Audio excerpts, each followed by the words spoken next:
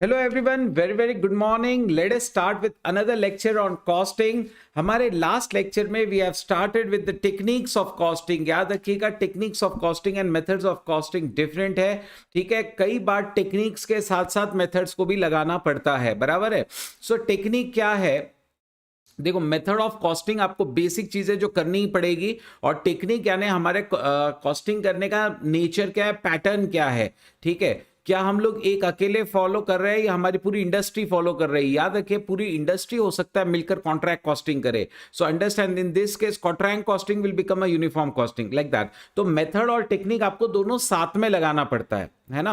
याद रखिए, मेथड और टेक्निक आपको दोनों साथ में लगाना पड़ता है। यूनिफॉर्म कॉस्टिंग का मतलब क्या होता है? जब नंबर ऑफ फर्म साथ में आकर बिजनेस करती है, सॉरी बिजनेस बोल रहा हूं by mistake, number of firm साथ में आकर एक ही तरीके के कॉस्टिंग प्रिंसिपल्स को अप्लाई करती है, सेम सिस्टम ऑफ कॉस्टिंग पूरी इंडस्ट्री जब फॉलो करती है, तो हम कहते हैं कि they are following a uniform costing. Okay, इसका सबसे बड़ा एडवांटेज क्या है? कंपैरिजन हो सकता है, राइट। कंपैरिजन दो तरीके का हो सकता है, एक तो आपका दूसरों के साथ हो सकता है और एक आपका अपने पास्ट परफॉर्मेंस से भी हो सकता है। ठीक है, तो ये एक बड़ा एडवांटेज है उसका।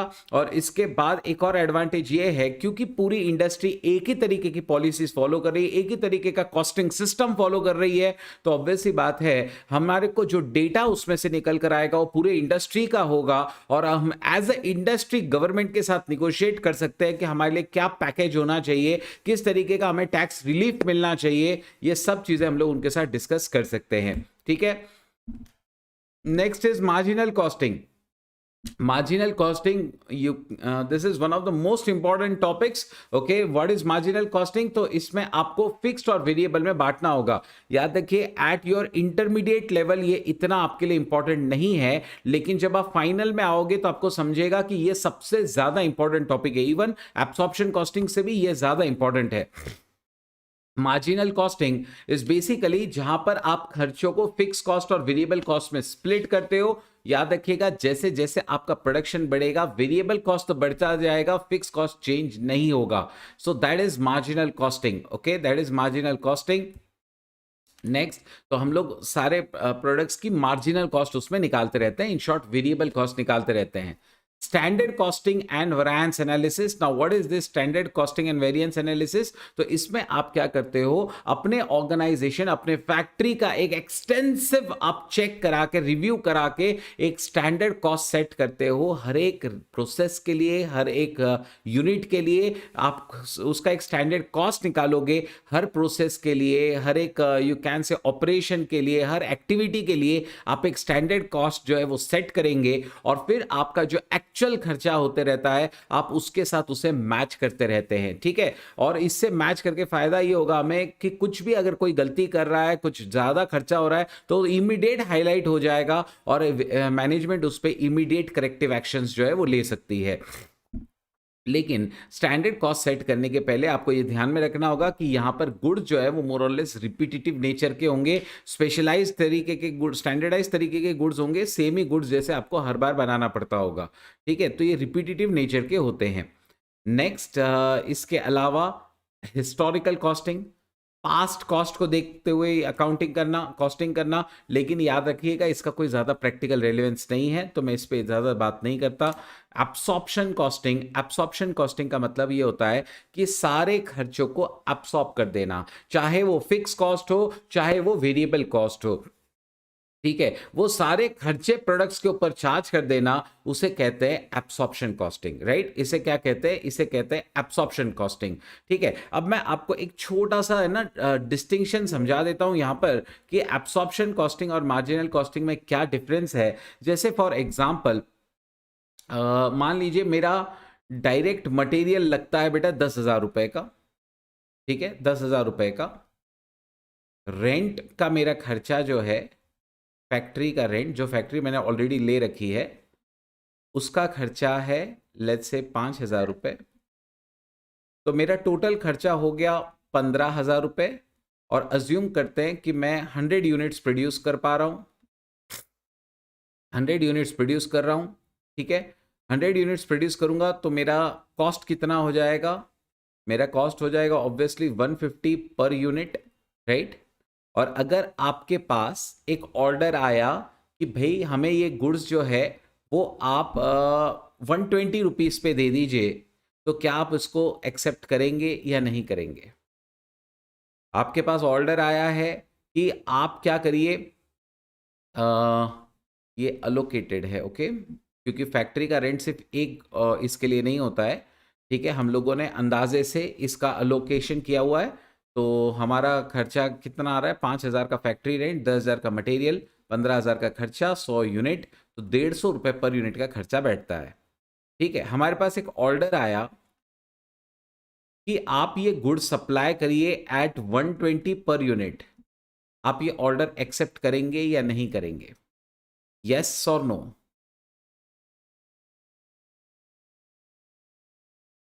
आप ये ऑर्डर एक्सेप्ट करेंगे या नहीं करेंगे?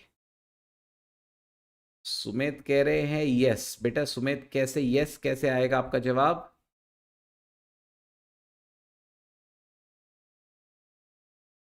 हम्म, ओके। सो सुमित, आपका ट्राई बहुत अच्छा है, बहुत ही बढ़िया ट्राई आपका। ठीक है, ये एब्सॉर्प्शन कॉस्टिंग के हिसाब से मैं अगर बताऊं, ठीक है, एब्सॉर्प्शन कॉस्टिंग वाला कहेगा कि आपका 10,000 का ये खर्चा है, आपका ओवरहेड्स जो अलोकेट हुआ है वो 5,000 है, तो 15,000 आपका खर्चा, तो उसके हिसाब से 150 रुपये यूनिट का भाव है, तो आपका 120 रुपए के ऊपर क्या हो जा रहा है, आपका ऑर्डर है, तो आप एक्सेप्ट नहीं करेंगे, ऐसा एब्सॉर्प्शन कॉस्टिंग कहता है। लेकिन मार्जिनल कॉस्टिंग जो होता है ना, मार्जिनल कॉस्टिंग यहाँ पे क्या करता है, वो बोलता है भाई डायरेक्ट मटेरियल आपका 10,000 का है, ठीक है, उसमें फिक्स कॉस्ट यहां पर लेते ही नहीं, कॉस्ट में उसमें फिक्स कॉस्ट सीधा P&L जाता है। तो इसके हिसाब से टोटल कॉस्ट है आपकी 10,000, जिसमें आपने 100 यूनिट्स बनाए हैं, तो आपका एक्चुअली पर यूनिट हो गया 100 रुपीज पर यूनिट। ठीक है ना, आपका एक यूनिट का खर्चा कितना हो गया, आपका एक यूनिट का खर्चा हुआ 100 रुपए, और आपको ऑर्डर आया है 120 पे, तो यस मार्जिनल कॉस्टिंग कहेगा कि हाँ भाई हम मटेरियल से तो ज्यादा ही रिकवर कर रहे हैं, तो 20-20 रुपए में ज्यादा कमाऊंगा, उससे क्या होते जाएगा, मेरा फैक्ट्री ओवरहेड्स धीरे धीरे रिकवर होते जाएगा। ठीक है, तो मार्जिनल कॉस्टिंग कहेगा कि एक्सेप्ट कर लो, एब्सॉर्प्शन कॉस्टिंग कहेगा मत करो। तो दोनों में फर्क क्या है, दोनों में फर्क सिर्फ इतना है कि जो फिक्स खर्चे होते हैं एब्सॉर्प्शन कॉस्टिंग में, उसे भी अंदाजे से कॉस्ट में ऐड करते रहते हैं। मार्जिनल कॉस्टिंग में उसको डिसीजंस में लेते ही नहीं। मार्जिनल कॉस्टिंग में ये सोचते हैं कि ये फिक्स कॉस्ट तो अब थोड़ी होने वाला है अपने को, अब तो अपने को ज्यादा से ज्यादा माल बेच के फिक्स कॉस्ट को रिकवर करते रहना चाहिए, थोड़ा सरप्लस बनाना चाहिए ताकि अपना फिक्स कॉस्ट जो है वो रिकवर होते चला जाए। ये मार्जिनल कॉस्टिंग का मानना है। तो मार्जिनल कॉस्टिंग कहेगा कि yes do accept the proposal. किसी को कोई भी डाउट हो, कोई भी क्वेरीज हो तो बेटा पूछ लो। ये डिफरेंस है दोनों में, एब्सॉर्प्शन कॉस्टिंग में और मार्जिनल कॉस्टिंग में। डिसीजंस लेने के लिए सबसे ज्यादा रेलिवेंट यही वाला है। जब आप, मैं इसलिए आपसे कहा था कि फाइनल में सबसे ज्यादा ये क्यों पूछते हैं, क्योंकि फाइनल में आपको ऐसे थेरोटिकल टॉपिक्स नहीं होते, उसमें आपको प्रैक्टिकल विजुअलाइज ज्यादा करना पड़ता है, तो आपको इसीलिए मार्जिनल कॉस्टिंग का बहुत ज्यादा इस्तेमाल करना पड़ता है वहां पर। एब्सॉर्प्शन कॉस्टिंग में क्या होता है ना, अपन पोस्टमार्टम करते रहते हैं, पिछले साल इतने ओवरहेड्स हुए थे, उसके हिसाब से इतने अंदाजे से हम रिकवर करते रहते हैं। आपके इंटरमीडिएट के सिलेबस में ये वाला पार्ट बहुत ज्यादा है, ध्यान में रखिएगा, एब्सॉर्प्शन कॉस्टिंग। ठीक है, कोई क्वेरीज, कोई डाउट्स? ये दोनों का बेसिक डिफरेंस है, मैंने ऑलरेडी सेकंड या थर्ड टाइम आपको ये बताया है कि मार्जिनल कॉस्टिंग में फिक्स खर्चे P&L चले जाते हैं, एब्सॉर्प्शन कॉस्टिंग में क्या होता है, तो हम फिक्स खर्चे या ओवरहेड्स जिसे हम कहते हैं वो भी अंदाजे से धीरे धीरे रिकवर करते रहते हैं। ठीक है, so that's the basic difference, that's the basic difference. Any queries? Perfect, that was absorption costing. Next we started yesterday was a cost sheet, तो हम लोग इसका फटाफट एक बार ये करेंगे। हम इसके जो हम लोगों ने अलग अलग हेड्स में कौन कौन से खर्चे आने वाले वो देखे थे, एक बार उसे पक्का करते हैं। आज मैं आपसे एक ऐसा सवाल कराने वाला हूं जिसमें 30 आइटम्स होंगे। जिसमें 30 आइटम्स होंगे जिसको आपको अलोकेट करना पड़ेगा कि कौन सा प्रोडक्शन ओवरहेड में जाएगा, कौन सा एडमिनिस्ट्रेटिव ओवरहेड में जाएगा, कौन सा डायरेक्ट मटेरियल में जाने वाला है, कौन सा एक्सपेंसेस में जाने वाला है। ऐसा एक क्वेश्चन कराने वाला हूं जिसमें 30 आइटम्स होने वाले हैं इन ऑल। ठीक है, सो बहुत बड़ा क्वेश्चन है। इनफैक्ट आप समझ सकते हैं कि आपने कल जितने जितने एग्जांपल्स देखे थे प्रोडक्शन ओवरहेड्स के, एडमिनिस्ट्रेशन ओवरहेड्स के, वो सब वहां पे कवर हो जाएंगे। और वो एक क्वेश्चन अगर आपने सही से सॉल्व कर लिया ना, तो आप कह सकते हैं कि आपका ये वाला टॉपिक एकदम पक्का हो गया है, अगर आपने वो एक क्वेश्चन सही से सॉल्व करके बता दिया तो। ठीक है, सो आज का मेरा वो टॉपिक होने वाला है ना। लेकिन ऑब्वियसली पहले थोड़ा थ्योरी फिर थोड़ा प्रैक्टिकल, राइट। कॉस्ट शीट एक स्टेटमेंट जिससे हमें डिटेल कॉस्ट इंफॉर्मेशन मिलती है। फंक्शनल क्लासिफिकेशन किया जाता है। फंक्शनल जिसमें direct material, direct labour, direct expenses आते हैं। और ओवरहेड्स में मैन्युफैक्चरिंग के होते हैं, एडमिनिस्ट्रेशन के होते हैं, सेलिंग के होते हैं, डिस्ट्रीब्यूशन के होते हैं, और डेवलपमेंट वगैरह के, रिसर्च एंड डेवलपमेंट के होते हैं। ठीक है, तो ये हमारा कॉस्ट क्लासिफिकेशन है फंक्शनल तरीके से। अब ध्यान से एक एक आइटम देखते जाना। कॉस्ट शीट जो है उसमें 4 हेड्स थे, याद होगा आपको। Prime cost, cost of production, COGS, cost of sales. Prime cost में 3 चीजें, direct material, direct wages, direct expenses, ये तीनों मिलाकर प्राइम कॉस्ट। डायरेक्ट मटेरियल में क्या आता था? डायरेक्ट मटेरियल के अंदर आता था आपका opening stock of raw material, purchases of raw material, closing stock घटाना होता था, आपको raw material consume, direct material consumed या डायरेक्ट मटेरियल कॉस्ट मिल जाएगा। नेक्स्ट, फिर डायरेक्ट मटेरियल में क्या क्या लेना होता है, उनके खर्चों में मटेरियल का खर्चा, उनका फ्रेट लेना है। याद रखते जाइए ये सारी चीजें, क्योंकि आज मैं एक बहुत बड़ा क्वेश्चन कराने वाला हूं। मटेरियल का खर्चा, उनका फ्रेट का खर्चा, क्या बोलते हैं, मटेरियल लाने का इंश्योरेंस है, ये बात ध्यान में रखिएगा। जो लाने तक का इंश्योरेंस है वो, स्टोरेज का इंश्योरेंस नहीं। नेक्स्ट, ट्रेड डिस्काउंट्स कुछ है तो डिडक्ट करिएगा। ड्यूटीज और टैक्सेस, इसमें बहुत स्पेशल चीज है, अगर इनपुट टैक्स क्रेडिट अवेलेबल है तो नहीं लेने का। अगर आईटीसी अवेलेबल है तो नहीं लेने का। तो कब लेने का? फिर अगर आईटीसी अवेलेबल नहीं है, अगर आईटीसी अवेलेबल नहीं है तो ही लेना, अदरवाइज नहीं लेना। ठीक है, चलो ये सब हमने मटेरियल में देखा था। लेबर, जो गुड्स पे काम कर रहे होते थे, लेबर में इंक्लूजन्स क्या क्या थे? तो लेबर में आता था उनका वेजेस, सैलरी, उनके अलाउंसेस, इंसेंटिव्स जो भी आप लेबर को देते थे, उनके कुछ ओवर टाइम्स है तो उसका पेमेंट, बोनस, एक्सग्रेशिया, कुछ भी पेमेंट है। इसके अलावा अगर हम उनके लिए पीएफ वगैरह में कुछ कंट्रीब्यूशन कर रहे हैं तो वो आपको लेना है। अदर बेनिफिट्स जिसमें medical leave, free subsidise food, leave travel concession और रिटायरमेंट बेनिफिट, ये सब चीजें आपको उसमें लेनी पड़ती थी।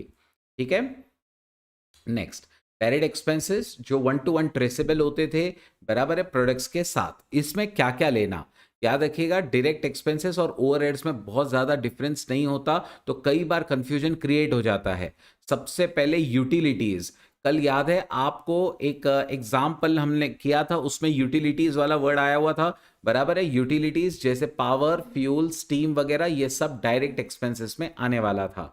Next, royalty paid payable for production और प्रोविजन फॉर सर्विस, तो रॉयल्टी, यूटिलिटीज का खर्चा, higher charges for specific equipments, इसके बाद technical assistance and know how, you have amortized cost of modes and patterns, important है, डायरेक्ट एक्सपेंस का part है। ठीक है, ध्यान में रखिए। तो utilities, amortized cost, specific equipments, royalty, इसके अलावा कुछ स्पेसिफिक डिजाइन्स वगैरह है तो वो, कोई स्पेसिफिक सॉफ्टवेयर वगैरह है वो, और भी अगर कोई भी एक्सपेंस है जो डायरेक्टली प्रोडक्शन से रिलेट करता है तो वो सब आपको यहीं पे लेना है।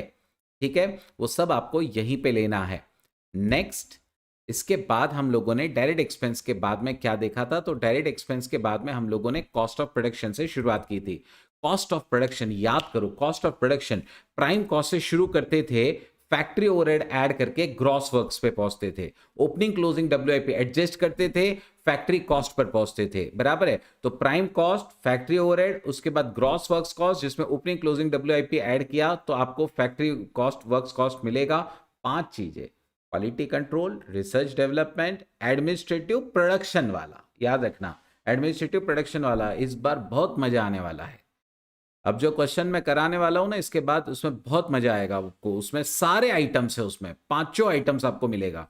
क्वालिटी कंट्रोल भी है, रिसर्च डेवलपमेंट भी है, administrative cost related to production भी है, क्रेडिट फॉर रिकवरीज, अगर आपने कुछ बाय प्रोडक्ट बेचा है, आपने कुछ स्क्रैप बेचा है, वेस्टेज बेचा है, तो उससे जो पैसा मिला वो प्राइमरी पैकिंग का खर्चा यहां पर ऐड होता है फैक्ट्री कॉस्ट के बाद में। ठीक है, प्राइमरी कॉस्ट में ये चीजें ऐड होती है। ठीक है, देखो यहां तक ये वाला पार्ट ही सबसे कॉम्प्लिकेटेड है। इसके पहले तो बहुत इजी है, direct material, direct labour, direct expense. इसके आगे यहां से प्राइम कॉस्ट से कॉस्ट ऑफ प्रोडक्शन पे पहुंचने का ही थोड़ा सा डिफिकल्ट काम है। पहले प्राइम कॉस्ट से फैक्ट्री कॉस्ट पे पहुंचते हैं और फैक्ट्री कॉस्ट से प्रोडक्शन कॉस्ट पे आते हैं, ये बात ध्यान में रखिए। प्राइम कॉस्ट से पहले फैक्ट्री कॉस्ट और फैक्ट्री कॉस्ट से फिर कॉस्ट ऑफ प्रोडक्शन पर आते हैं। ठीक है, तो पीसी और फिर बाद में सीओपी, बीच में आ जाता है ये फैक्ट्री कॉस्ट। आओगे कैसे? प्राइम कॉस्ट में factory overhead, opening closing WIP adjust करो तो फैक्ट्री कॉस्ट पे पहुंचे, और फिर 5 चीजें करो तो कॉस्ट ऑफ प्रोडक्शन पे पहुंचोगे। तो 5 चीजें करो आप, फिर कॉस्ट ऑफ प्रोडक्शन पे पहुंचोगे। ये वाला पार्ट ही थोड़ा सा याद रखना डिफिकल्ट होता है। ठीक है, सो ये वाले पार्ट में क्या है, सबसे पहले पीसी, उसमें एफओएच, ठीक है, उसके बाद डब्ल्यूआईपी ओपनिंग क्लोजिंग, बराबर है, ओपनिंग ऐड और क्लोजिंग लेस, ये हो गया एफसी, और उसके बाद वो 5 आइटम्स, तो आपको मिलेगा सीओपी। ठीक है, so PC, FOH, WIP, closing आपको उसमें से कम कर लो, ऑब्वियसली डब्ल्यूआईपी अपन यहाँ एडजस्ट करेंगे, फिर आपको फैक्ट्री कॉस्ट मिलेगा, जिसके बाद वो 5 आइटम्स ऐड होंगे तो कॉस्ट ऑफ प्रोडक्शन मिलेगा। ठीक है, कॉस्ट ऑफ प्रोडक्शन मिलेगा ये 5 आइटम्स ऐड होने के बाद, फैक्ट्री कॉस्ट में 5 आइटम्स ऐड कर दो। चल आगे, इसके बाद बाकी तो फैक्ट्री ओवरहेड्स हमने देखा ही है। इसके इंक्लूजन्स क्या क्या है देखते चलो, बहुत काम आने वाला है आपको। कंज्यूमेबल स्टोर्स एंड स्पेयर्स, याद रखते जाओ, हाँ ये सब लगने वाला है आज के क्वेश्चन में। Consumable stores and spheres, machines, buildings का डिप्रिसिएशन, अगर कोई असेट लीज पे है तो वो प्रोडक्शन की, मशीन्स बिल्डिंग्स का रिपेयर मेंटेनेंस, अगर प्रोडक्शन एक्टिविटीज के रिलेटेड इनडायरेक्ट एम्प्लॉयज का कोई खर्चा है तो वो drawing, designing, insurance of machines, buildings, insurance of raw material WIP, ये भी फैक्ट्री ओवरहेड का पार्ट है, काम आएगा। Insurance of machine, factory building, stock of raw material WIP etcetera, amortize cost of jigs, fixtures, tooling etcetera, mould वगैरह का हमने पहले ही देख लिया था। और अगर कोई सर्विस डिपार्टमेंट के खर्चे हैं जैसे tool room, engineering maintenance, pollution control, ये भी काम आने वाला है आपको। ठीक है, तो सर्विस डिपार्टमेंट के अगर कोई खर्चे हैं जैसे tool room, engineering maintenance, pollution control, तो वो भी फैक्ट्री ओवरहेड में ही आएगा। ठीक है, चलो इसके बाद हम लोगों ने देखा था कॉस्ट ऑफ प्रोडक्शंस में ओपनिंग क्लोजिंग एफजी एडजस्ट करो, कॉक्स पे पहुंचोगे, और उसके बाद कॉक्स के बाद आप एडमिनिस्ट्रेटिव जनरल ओवरहेड्स ऐड करो, सेलिंग ओवरहेड्स ऐड करो, पैकिंग कॉस्ट सेकेंडरी ऐड करो, डिस्ट्रीब्यूशन ओवरहेड्स ऐड करो, तो आपको कॉस्ट ऑफ सेल्स मिलता है। तो सेकेंडरी पैकिंग कहाँ आती है? कॉस्ट ऑफ गुड्स सोल्ड के बाद में। ठीक है ना, secondary packing cost of goods sold के बाद में आएगी। Administrative overhead, selling overhead, distribution overhead और सेकेंडरी पैकिंग, ये सब यहाँ आने वाला है। अब एडमिनिस्ट्रेशन ओवरहेड्स, ऑब्वियस सी बात है एडमिनिस्ट्रेशन के रिलेटेड, अब इसमें प्रोडक्शन वाले भी होते हैं और जनरल वाले भी होते हैं। तो आपको जनरल मैनेजमेंट का डिप्रिसिएशन, मेंटेनेंस, उनका बिल्डिंग का, उनका फर्नीचर का, वहाँ के लोगों का सैलरीज, बराबर है, अकाउंटेंट्स, डायरेक्टर, सेक्रेटरी वगैरह, इनका, आपके ऑफिस के rent, rent, taxes, insurance, lighting, indirect materials जैसे printing, stationery, office supplies etcetera, legal खर्चे अगेन काम आएगा आपको, audit fees, corporate office expenses जैसे director sitting fees, remuneration commission, meeting expenses etcetera, वो भी आने वाला है यहाँ पर ही। सेलिंग में सेल्स के रिलेटेड, सेल्स एम्प्लॉयज का सैलरी, वेजेस, उनका रेंट, डेप्रीसिएशन वगैरह जो सेल्स वगैरह का होता है, एडवर्टाइजमेंट का खर्चा, वेबसाइट वगैरह मेंटेन का खर्चा, मार्केट रिसर्च का खर्चा। हमने देखा है primary packing, secondary packing. Primary packing आपको याद होगा कहाँ पर आ जाती थी, तो प्राइमरी पैकिंग जो है कॉस्ट ऑफ प्रोडक्शन के अंदर आ जाती थी। सेकेंडरी पैकिंग और उसके सारे आगे की पैकिंग जो है वो सब सेलिंग, डिस्ट्रीब्यूशन के वहाँ पर आने वाला है। डिस्ट्रीब्यूशन ओवरहेड्स जो बेचने के लिए मतलब डिस्ट्रीब्यूशन के लिए लगते हैं हमको, salary and wages of employees in distribution of goods, उनका ट्रांसपोर्ट का खर्चा, इंश्योरेंस का खर्चा, कोई डेप्रिसिएशन वगैरह है, मेंटेनेंस है, तो वो ये सब वहाँ पे था। सो फाइनली ये सारे इंक्लूजन्स थे कॉस्ट शीट के जो आज आपको बहुत काम आने वाले हैं। ठीक है, एबनॉर्मल खर्चे कौन कौन से हैं? तो एबनॉर्मल कॉस्ट जो भी होती है उसको आप कहाँ पे लेके जाते हैं? कॉस्टिंग P&L में। उसके बाद सब्सिडी, ग्रांट, इंसेंटिव, अगर आपको कुछ मिलता है तो आप क्या करते हैं, जिस खर्चे के लिए आपको ये सब्सिडी मिल रही है उसी खर्चे में से आप क्या करते हैं, उसे रिड्यूस करते हैं। फिर हमने देखा था पेनल्टी, फाइन, डिमेरेजेस, ये सब नहीं आते यहाँ पे। उसके बाद interest and other finance cost, वो भी यहाँ पर नहीं आने वाली। इंटरेस्ट कॉस्ट वगैरह ये सब कॉस्ट ऑफ प्रोडक्शन का पार्ट नहीं है। ठीक है, उसके बाद उसके कुछ एडवांटेजेस, ये लास्ट टॉपिक था जो कल हम लोगों ने देखा था। Obviously it was lot of theory also. ठीक है, कि इसके क्या क्या फ़ायदे, कंपैरिजन हो सकता है, आपको टोटल कॉस्ट मिल जाती है, इसके अलावा आपको एक एस्टिमेट बनाने को हेल्प मिलती है। ठीक है, सेलिंग प्राइस जो है वो सेट करने में आसानी होगी, ऑपरेशनल इफिशिएंसी है या नहीं, या कॉस्ट कंट्रोल हो पा रहा है या नहीं, वो देखने के लिए आपको काम आएगा कॉस्ट स्टेटमेंट। और अब आज का फ्रेश टॉपिक स्टार्ट करते हैं। ठीक है, आज का फ्रेश कंसेप्ट करते हैं और उसके बाद में आगे चलेंगे। ठीक है, तो थोड़ा सा थ्योरी और उसके बाद एक बड़ा practical problem. Cost accounting versus management accounting. Cost accounting और मैनेजमेंट अकाउंटिंग में क्या डिफरेंस है? मैंने आपसे कहा था, शुरू में भी कहा था इस चैप्टर के, कि कॉस्ट अकाउंटिंग और मैनेजमेंट अकाउंटिंग कई बार मैच करते हैं, सिमिलर है, लेकिन याद रखना कॉस्ट अकाउंटिंग सिर्फ उसका एक पार्ट है, मैनेजमेंट अकाउंटिंग एक बहुत बड़ा कंसेप्ट है। मैनेजमेंट अकाउंटिंग का मतलब यह होता है कि जो जो चीजें मैनेजमेंट को जरूरी है वो निकाल के दो आप, जो जो इंफॉर्मेशन मैनेजमेंट को चाहिए है वो निकाल के दे दीजिए। और कॉस्ट अकाउंटिंग में तो हमें सिर्फ कॉस्ट ही निकालनी है, राइट? कॉस्ट अकाउंटिंग में हमें सिर्फ कॉस्ट निकालनी है, लेकिन मैनेजमेंट अकाउंटिंग में हमें पूरी की पूरी वो इंफॉर्मेशन लगती है जो मैनेजर्स को जरूरी है। तो मैनेजर्स को सिर्फ कॉस्ट के बारे में नहीं जानना होता है, मैनेजर्स को कॉस्ट के बारे में जानना होता है, अकाउंट्स के बारे में जानना होता है, टैक्स के बारे में जानना होता है, फाइनेंशियल प्लानिंग के बारे में जानना होता है। तो मैनेजमेंट अकाउंटिंग एक बहुत ही वास्ट कंसेप्ट है, बहुत वास्ट सब्जेक्ट है। कॉस्ट अकाउंटिंग काफी नैरो है as compare to management accounting. Cost accounting में हम लोग क्वांटिटेटिव एस्पेक्ट रिकॉर्ड करते हैं, मैनेजमेंट अकाउंटिंग में qualitative and quantitative. Cost accounting में हम लोग कॉस्ट पता करते हैं, बराबर है, लेकिन मैनेजमेंट अकाउंटिंग में हमारा इंटेंशन ही होता है कि सारी वो इंफॉर्मेशन निकालो जो मैनेजमेंट को जरूरी है फॉर प्लानिंग एंड कोऑर्डिनेशन। तो ये उसका मेजर ऑब्जेक्टिव जो है ना, ये एक बहुत बड़ा पॉइंट है। ठीक है, सो कॉस्ट में हम सब क्वांटिटीज देखते रहते हैं, it records the quantitative aspect. Management में हम क्वांटिटेटिव, क्वालिटेटिव सब चीजें देखते हैं। ठीक है, क्वालिटेटिव मतलब जो एक्चुअली नंबर्स में नहीं होते हैं वो भी चीजें देखते हैं, क्योंकि मैनेजर्स को हर इंफॉर्मेशन की जरूरत होती है, जरूरी नहीं कि हर इंफॉर्मेशन नंबर्स में ही हो। ठीक है, जैसे एक्सपेक्टेड है कि लॉकडाउन होगा, इसका कोई नंबर नहीं होता है, लेकिन ये एक फीचर है जो आपके लिए बहुत जरूरी है, मैनेजमेंट को जानना जरूरी है। ठीक है, अंडरस्टैंड? सो कॉस्ट अकाउंटिंग में सारे नंबर्स ही होते हैं, लेकिन मैनेजमेंट अकाउंटिंग में नंबर्स भी होते हैं और अदर इंफॉर्मेशन भी होती है। ऑब्जेक्टिव की हम बात कर चुके हैं कि कॉस्ट अकाउंटिंग में कॉस्ट निकाला जाता है, और मैनेजमेंट अकाउंटिंग के अंदर क्या है, आपको हर वो इंफॉर्मेशन जो मैनेजमेंट को जरूरी है वो निकाल के देनी है। एरिया, यहां पर सिर्फ कॉस्ट निकाला जाता है। ठीक है, कॉस्ट एसेटेनमेंट का यहां पे काम है। ठीक है, मैनेजमेंट अकाउंटिंग में क्या सिर्फ कॉस्ट होता है? नहीं, it includes costing. Remember this, it includes costing. ठीक है, इसमें कॉस्टिंग के साथ साथ फाइनेंशियल अकाउंटिंग आता है, बजटिंग आता है, टैक्सेशन आता है, प्लानिंग आता है, यह सब कुछ मैनेजमेंट अकाउंटिंग में होता है, एवरीथिंग। ठीक है, तो कॉस्ट अकाउंटिंग बहुत छोटा सा ये है जिसमें आपको कॉस्ट खाली निकालना है। मैनेजमेंट अकाउंटिंग बहुत वास्ट कंसेप्ट है। इनफैक्ट एक बात याद रखना, मैनेजमेंट अकाउंटिंग का मतलब है ना, लाइक आपने जितने आप सब्जेक्ट्स पढ़ने वाले हो ना, सबको इकट्ठा कर लो, मैनेजमेंट अकाउंटिंग है।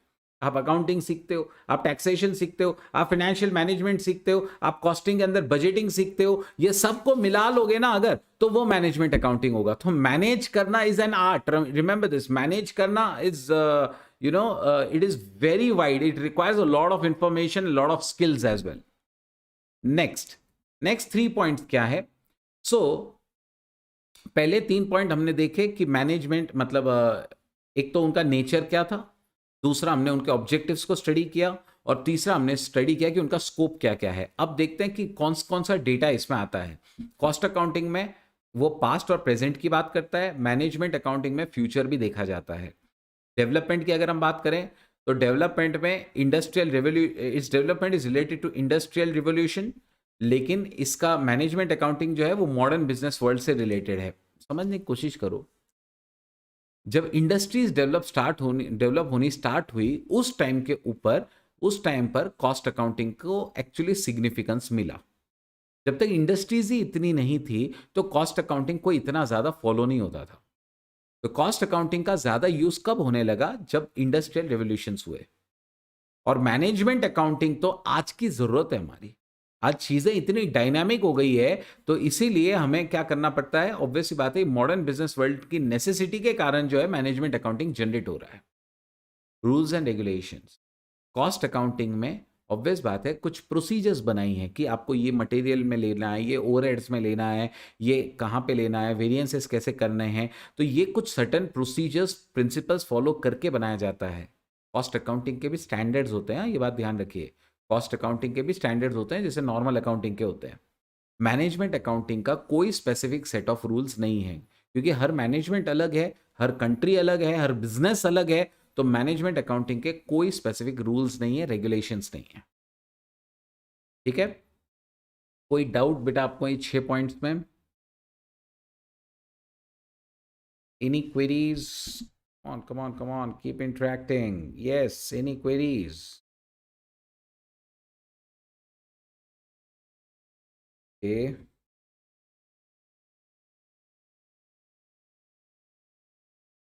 Everybody do keep on interacting, right? So we have studied a differentiation between cost accounting and management accounting. 6 points फटाफट फटाफट फटाफट करेंगे, come on 6 points. Cost accounting, management accounting, ये सब रेलिवेंट है बेटा हमारे क्या बोलते हैं थ्योरी में। जितनी चीजें इंपॉर्टेंट है ना एग्जाम पर्सपेक्टिव से, वो तो मैं आपको पक्की करा के ही छोड़ूंगा।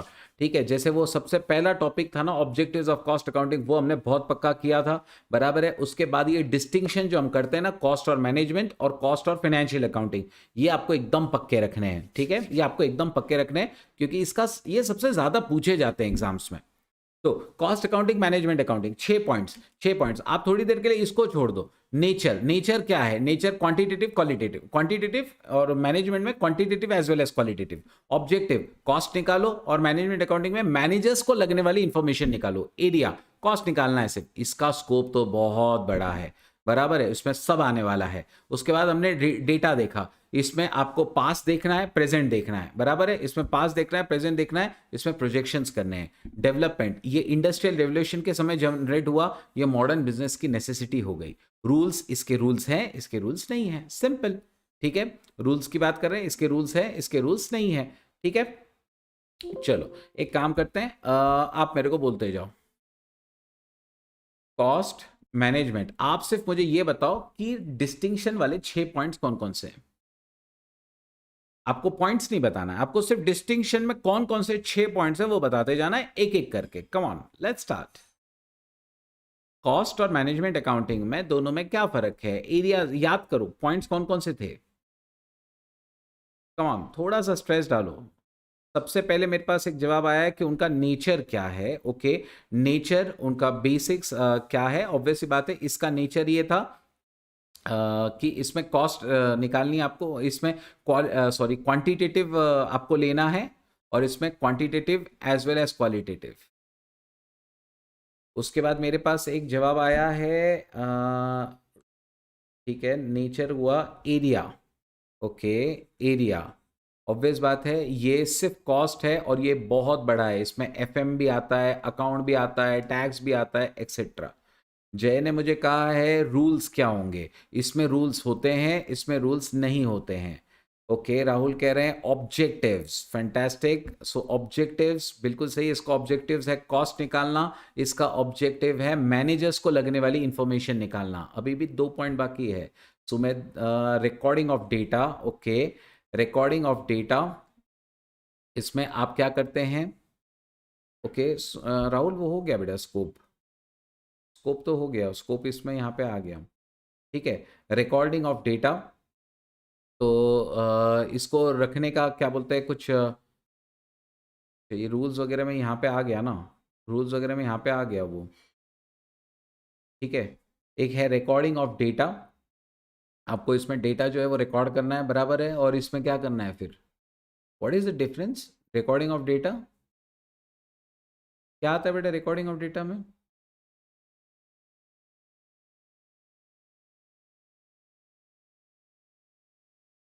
सही है सुमित, यहाँ पे पास्ट एंड प्रेजेंट आता है और यहाँ प्रेजेंट एंड प्रोजेक्शंस होते हैं, ठीक है। तो ये यहाँ आ जाता है, और फिर लास्ट है कि ये लोग कब जनरेट हुए, इनका ओरिजिन कब से है। तो ये इंडस्ट्रियल रेवोल्यूशन में आया था और ये मॉडर्न नेचर का ये है। तो ये उनके 6 पॉइंट्स हैं, ठीक है। आई एम वेरी हैप्पी आप लोगों को याद है, ठीक है।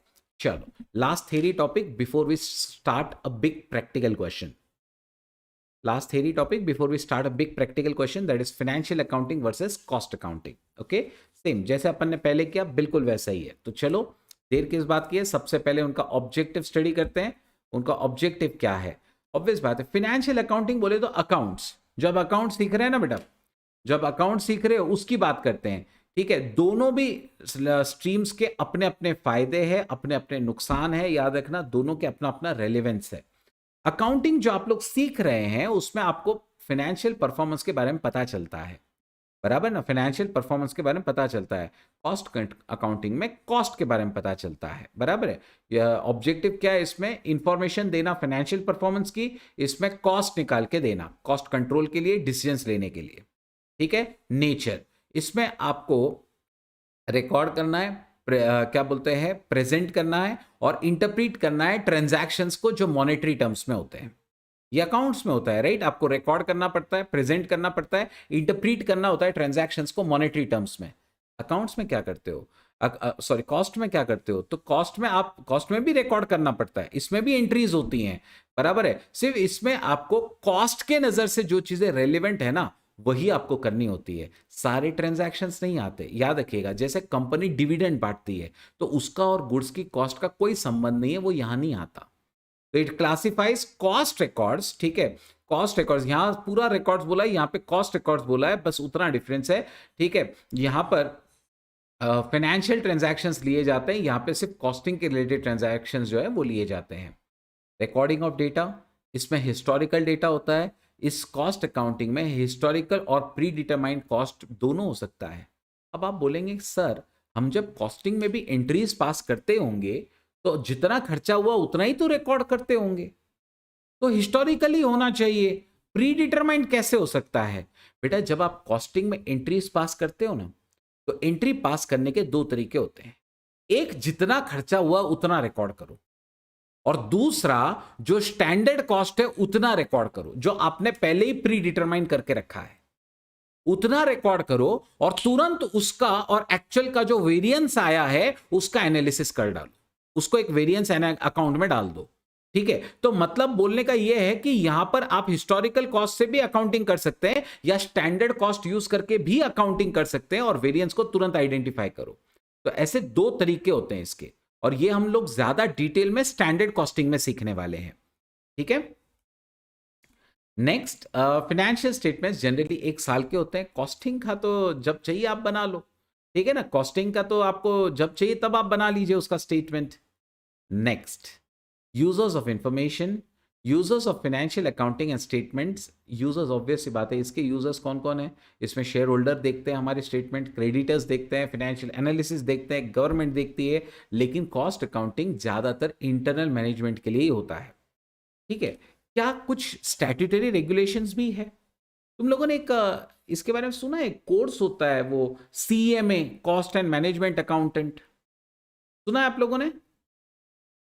क्या उनको स्टैट्यूटरी रिकॉग्निशंस है क्या? जैसे चार्टर्ड अकाउंटेंट्स को के पास आपको जाना ही पड़ता है ऑडिट्स के लिए, क्या उनकी भी वैसे ही जरूरत है? क्या वो ऐसे ही टाइम पास के लिए कोर्स कर लेते हैं, CA नहीं हुआ तो CS, CS नहीं हुआ तो CMA? ऐसा तो नहीं है, उनको भी रिकग्निशन है। याद रखना, sometimes there are regulatory authorities also जो कॉस्टिंग कराना कंपलसरी कहती है। इनफैक्ट आपको मैं बता दूं, बड़ी बड़ी कंपनीज जैसे सीमेंट वगैरह जो है ना, इन लोगों को कंपलसरी अपने मैन्युफैक्चरिंग रिकॉर्ड्स रखने पड़ते हैं। इनको कॉस्टिंग करनी पड़ती है और इनकी जितनी कॉस्ट पर यूनिट आती है ना वो उनको अपने अकाउंट्स में मतलब फाइनेंशियल रिपोर्ट में देना पड़ता है, एनुअल रिपोर्ट में। सो इन लोगों को कॉस्ट ऑडिट भी जरूरी होता है। Understand, there is some cost audit also, it's not just कि there is always a statutory audit, नहीं, कॉस्ट ऑडिट्स भी होते हैं। तो ये सब किया जाता है। ज्यादातर केस में आप अपनी कॉस्ट के बारे में किसी को नहीं बताते, ठीक है, कोई भी अपनी कॉस्ट के बारे में दूसरे को क्यों बताएगा। ये सिर्फ इंटरनल मैनेजमेंट के काम में आता है, लेकिन कभी कभी स्टैट्यूटरी रेगुलेशंस भी होते हैं जिसके कारण आपको ये करना पड़ता है। जैसे मैंने आपको बड़ी कंपनीज का एग्जांपल दिया। Analysis of cost and profit, तो कॉस्ट और प्रॉफिट जो है वो आप सेगमेंट वाइज भी बता सकते हो, यानी प्रॉफिट और लॉस जो है वो सेगमेंट वाइज भी बता सकते हो और एज अ होल भी बता सकते हो, है ना। अकाउंट्स तो ऐसे ही होता है, आप सेगमेंट वाइज भी कर सकते हो एज पर AS 17 और आप पूरे कंपनी का पूरे ऑर्गेनाइजेशन का एक साथ भी करते हो।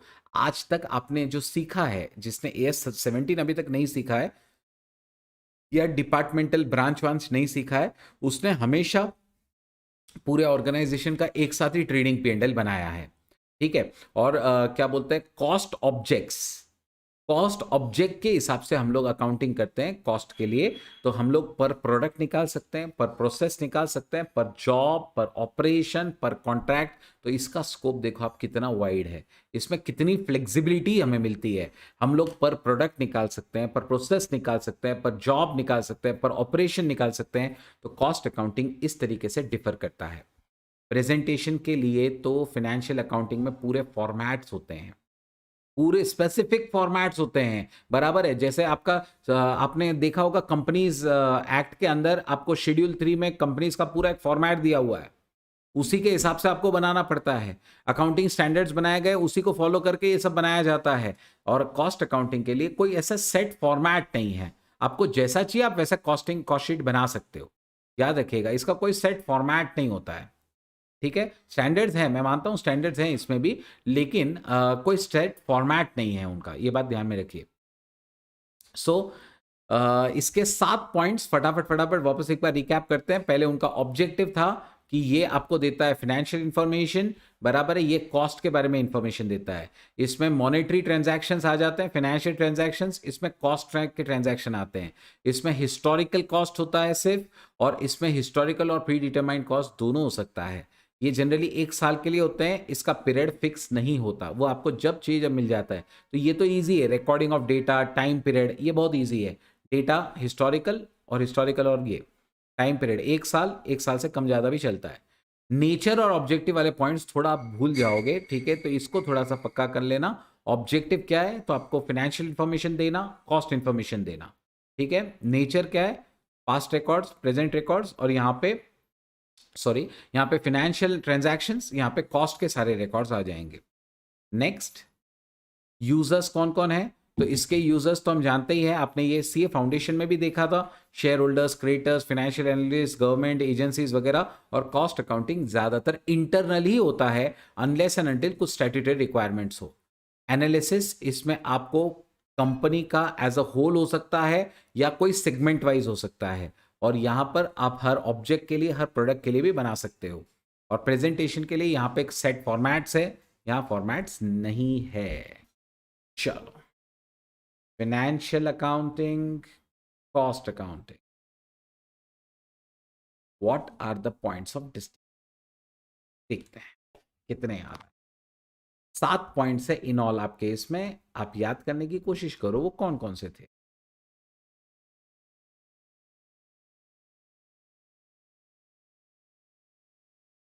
7 पॉइंट्स है बेटा, याद करने की कोशिश करो। सबसे पहले एक एक करके चलेंगे। मेरे पास पहला जवाब आया है रिकॉर्डिंग ऑफ डेटा, रिकॉर्डिंग, तो उसमें हिस्टोरिकल, और इसके अंदर कौन सा आ जाता है, इसमें हिस्टोरिकल प्लस प्री डिटरमाइंड। दूसरा मेरे पास जवाब आया है फॉर्मेट, इसमें फॉर्मेट है, इसमें कोई फॉर्मेट नहीं है, ठीक है। नेचर और ऑब्जेक्टिव वाले पॉइंट्स थे, बराबर है, नेचर और ऑब्जेक्टिव वाले पॉइंट्स थे।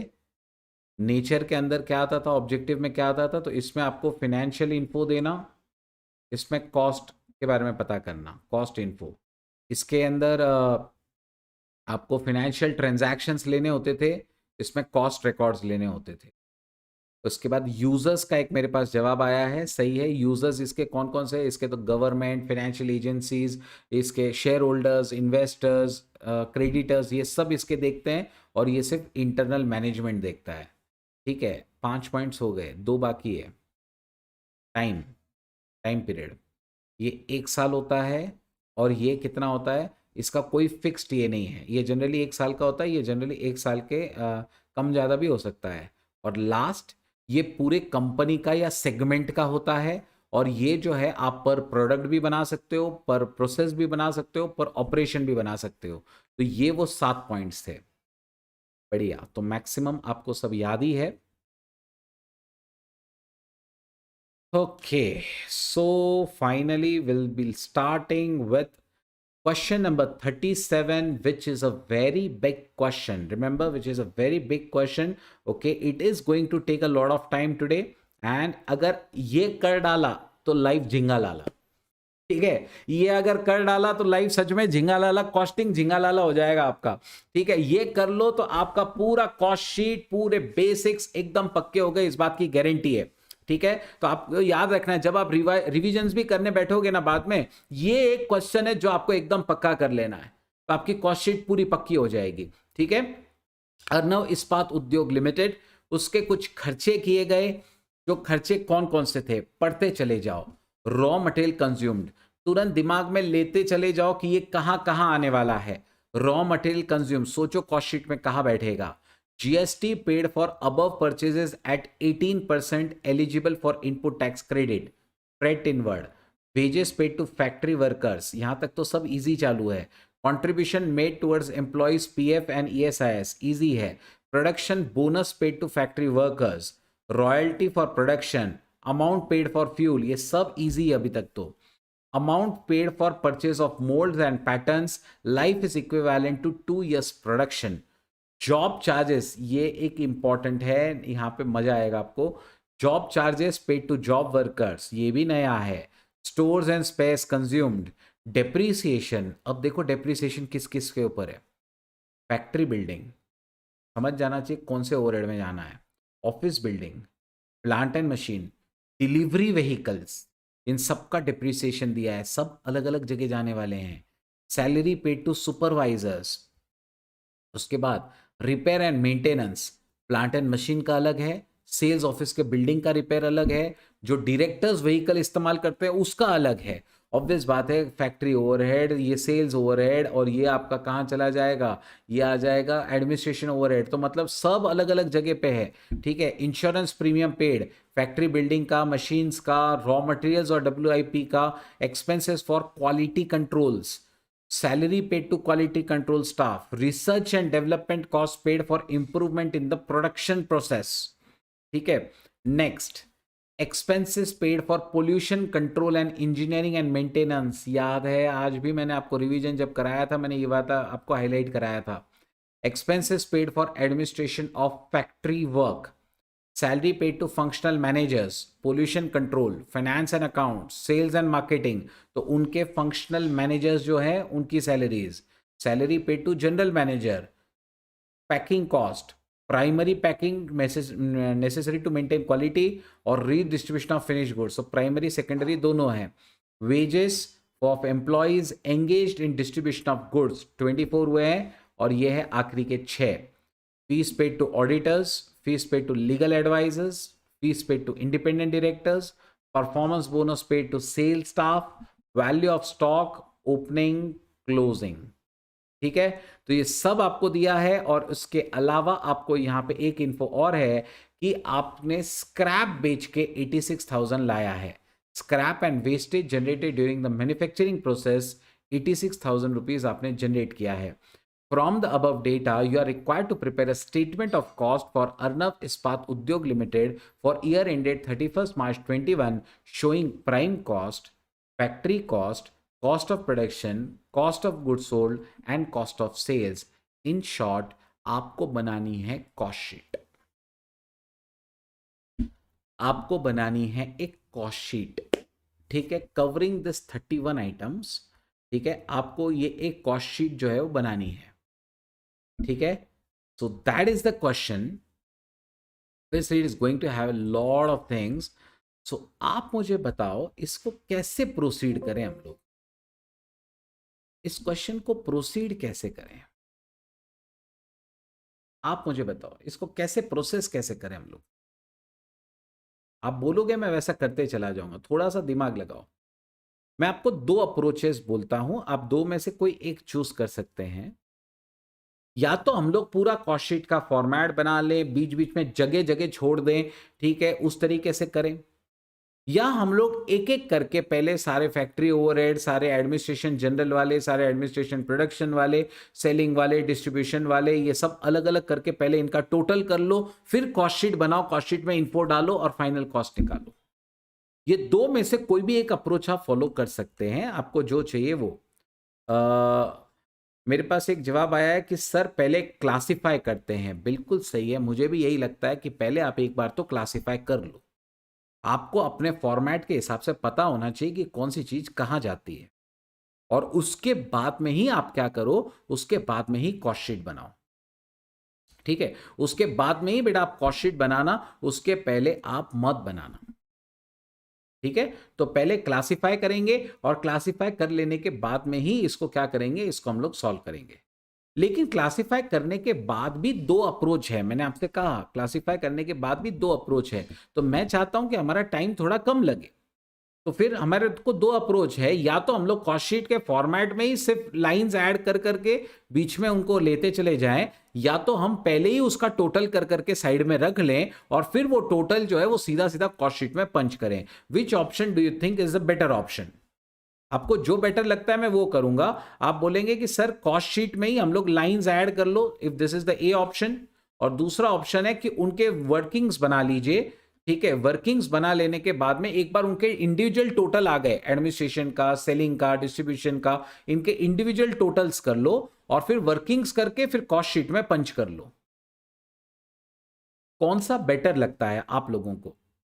कम on, will have to take a majority call. दोनों भी राइट है, कोई रॉन्ग नहीं है इसमें। आपको सिर्फ ये बोलना है आपको कौन सा बेटर लगता है, हम लोग वो ऑप्शन करेंगे, हम लोग वो वाला ऑप्शन करेंगे। मेरे पास यस मेरे पास अभी तक तीन बच्चों ने कहा है कि सेकंड ऑप्शन बेटर है, एक बच्चे कह रहे हैं कि फर्स्ट ऑप्शन बेटर है। मैं भी अगर शायद आपके जगह पे होता तो मैं इसी को प्रेफरेंस देता, ये सेकंड वाला। क्या हो जाएगा कि इसे पहले क्लासिफाई करके अपन साइड में रख लेंगे तो अपने को पता चलेगा कि किसको कितनी जगह लगेगी। दिक्कत क्या हो जाएगा, अगर तुम पहले ही कॉस्ट शीट बना लोगे ना तो तुम्हें ये कैसे पता चलेगा बेटा कि किसको कितनी लाइन छोड़नी है, डायरेक्ट मटेरियल को कितनी लाइन छोड़नी है, प्राइम कॉस्ट को, फैक्ट्री ओवरहेड में कितनी लाइंस छोड़नी है, ये सब अपने को पहले से तो नहीं पता होगा। तो अंडरस्टैंड, उसमें तो इतने सारे 30 आइटम्स है, तो ऑब्वियस सी बात है कितनी भी जगह हो सकती है, कम ज्यादा हो सकती है। तो इसीलिए मैं आपको यही सजेस्ट करूंगा कि आप सबकी एक एक वर्किंग नोट बना लो।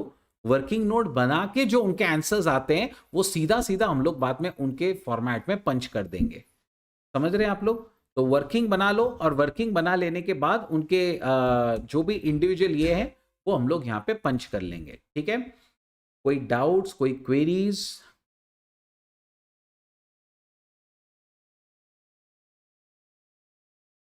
Okay, now let us do one thing. Let's make some working notes. Sure, we'll make some working notes. Working notes. One, direct material. हाँ, लेकिन ओपनिंग क्लोजिंग तो अपने को यहीं लेना है ना। ठीक है, डायरेक्ट मटेरियल कॉस्ट का जो है ना अपने को, मैंने यहाँ पे पढ़ा था, एक रॉ मटेरियल्स है और उसके बाद में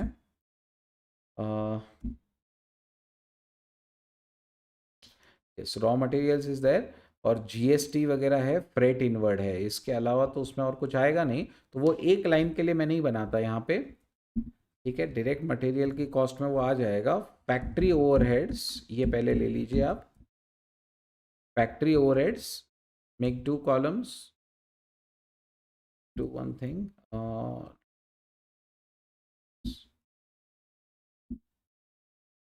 particulars,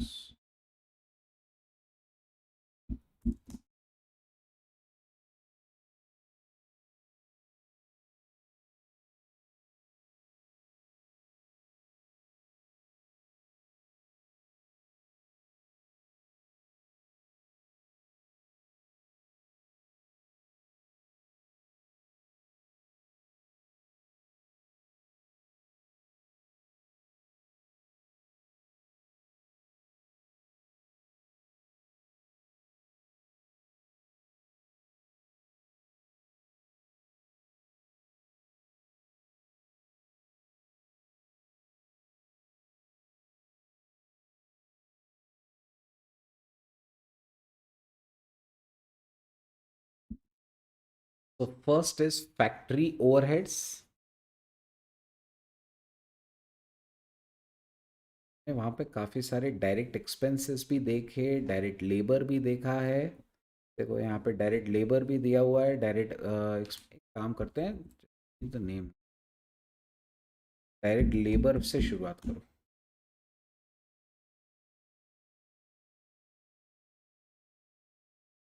डायरेक्ट लेबर, दो चार लाइंस छोड़ दो, डायरेक्ट लेबर में ज़्यादा आइटम्स नहीं है। डायरेक्ट एक्सपेंसेस, डायरेक्ट एक्सपेंसेस में भी हमें काफ़ी सारी जगह यहाँ पे दिख रही है, रॉयल्टी, पावर वगैरह। ठीक है, उसके बाद आना है फैक्ट्री ओवरहेड्स।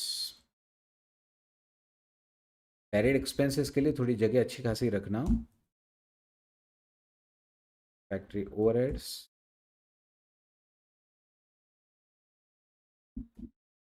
डायरेक्ट एक्सपेंसेस में तीन चार आइटम्स मुझे दिखे थे वहाँ पे।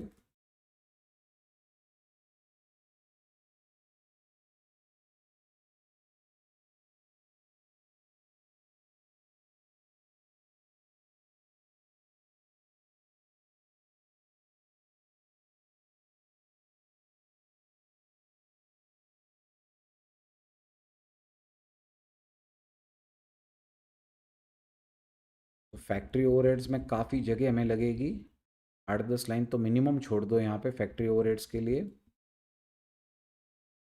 8-10 लाइन तो मिनिमम छोड़ दीजिएगा आप। फैक्ट्री ओवरहेड्स के बाद में क्या आता है, आपको याद होगा, ओपनिंग क्लोजिंग WIP हम एडजस्ट करते हैं, और उसके बाद आते हैं ओपनिंग क्लोजिंग WIP एडजस्ट कर लेने के बाद आती है वो 5 चीज़ें, जिसमें पहला आता है quality control cost. Quality control cost, मैंने क्वालिटी कंट्रोल के भी 2-3 आइटम्स वहाँ पे पढ़े थे। फिर उसके बाद आने वाला है research and development cost. Research and development cost, ठीक है, रिलेटेड टू प्रोसेसेस। प्रोसेस बोलो या प्रोडक्शन बोलो। Then sixth, administration overheads related to production. Administration overheads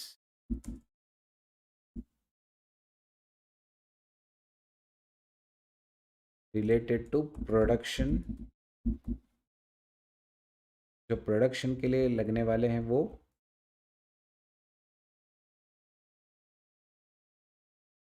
के बाद एडमिनिस्ट्रेशन प्रोडक्शन वाले, मैंने प्रोडक्शन मैनेजर वगैरह वहाँ पे देखा था, 2-3 लाइंस शायद लगनी चाहिए इसको, इससे ज़्यादा नहीं लगनी चाहिए। उसके बाद एक बाय प्रोडक्ट का तो एक ही लाइन का था, प्राइमरी पैकिंग भी एक ही लाइन का था, तो उसको लेने की ज़रूरत नहीं है। जनरल एडमिनिस्ट्रेटिव ओवरहेड्स ले लीजिए। Administration overheads general,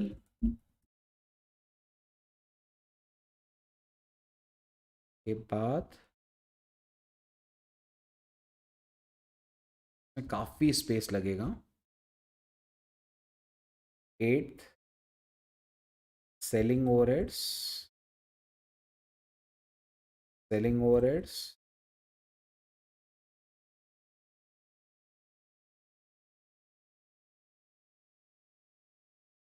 distribution overheads,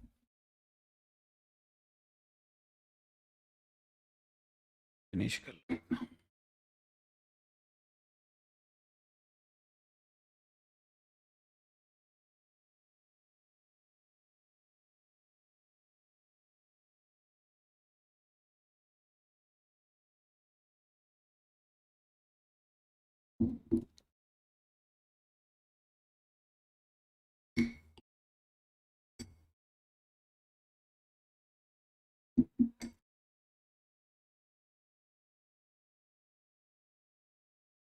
इतना हो जाए तो डन लिखकर भेज दीजिए।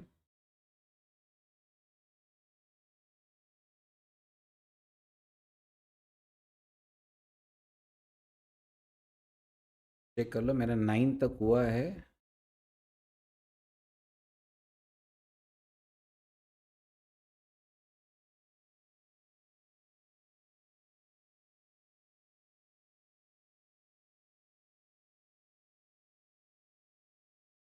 So we'll start. Raw material purchased, ये डायरेक्ट मटेरियल में आ जाएगा। ठीक है, तो हम लोग एक और काम कर सकते हैं, क्योंकि हम लोगों ने सभी का ब्रेकअप तो बना ही लिया है, तो हम लोग साथ साथ में कॉस्ट शीट भी बना डालते हैं। इतना तो हमने कर ही लिया है, बराबर है। इसके साथ साथ में आप क्या करो, एक कॉस्ट शीट भी बना सकते हो। ठीक है, या तो हम वैसा करें, या तो फिर एक काम करते हैं कि चलो छोड़ो, मटेरियल्स को हम लोग पेंडिंग रख देते हैं, ये मटेरियल्स के पार्ट को पेंडिंग छोड़ दो, क्योंकि रॉ मटेरियल, उसका जीएसटी और उसका फ्रेट, ये तीनों के तीनों डायरेक्ट मटेरियल वाला पार्ट है, इसको पेंडिंग छोड़ दें थोड़ी देर के लिए। वेजेस पे टू, कंफ्यूजन हो जाएगा फिर, ओपनिंग स्टॉक्स क्लोजिंग स्टॉक्स वापस आ जाएंगे। Do one thing, make the format for cost sheet also right away. Make the format for cost sheet also. Selling और डिस्ट्रीब्यूशन ओवरहेड्स आपने लिखा, हमने सारे आइटम्स तो कवर कर ही लिए हैं, सबकी टोटल मोरलेस यही हो जाएगी। डिस्ट्रीब्यूशन ओवरहेड्स को भी एक 5-7 लाइन छोड़ दो, और उसके बाद में जो है आप कॉस्ट शीट बनाना स्टार्ट करो। उसके बाद कॉस्ट शीट बनाना स्टार्ट करो। कॉस्ट शीट में क्या क्या आएगा, उसने देखो सिर्फ मटेरियल का अपन ने ब्रेकअप नहीं किया है, बाकी तो सबका किया हुआ ही है। तो मटेरियल में उसका परचेज है, और जीएसटी का इनपुट टैक्स क्रेडिट है, तो ये आएगा या नहीं आएगा? जीएसटी का इनपुट टैक्स क्रेडिट है, आएगा या नहीं आएगा? कम ऑन, सबने पार्टिसिपेट करना है, इस बात को ध्यान में रखिए please, keep on interacting. Yes, बिल्कुल सही है, आप सभी का जवाब सही है कि नहीं आएगा।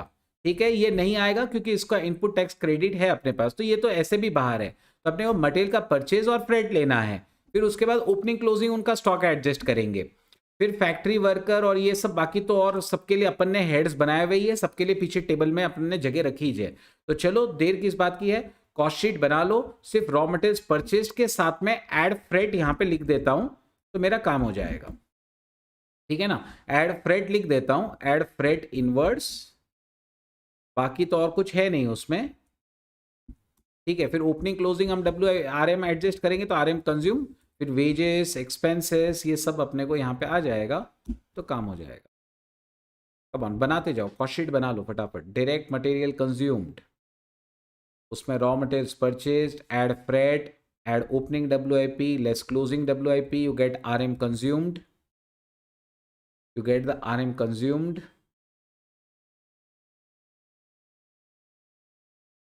ठीक है, उसके बाद में डायरेक्ट वेजेस साइड में लिख दो, working note 1, direct expenses working note 2, right. हमने वर्किंग नोट्स बनाई है, working note 1 2। Then you have prime cost, जिसमें आप प्रोडक्शन और फैक्ट्री ओवरहेड्स ऐड करते हैं। प्रोडक्शन फैक्ट्री ओवरहेड्स को नाम देंगे वर्किंग नोट 3, ओपनिंग क्लोजिंग डब्ल्यूआईपीज। बनाते जाओ बनाते जाओ।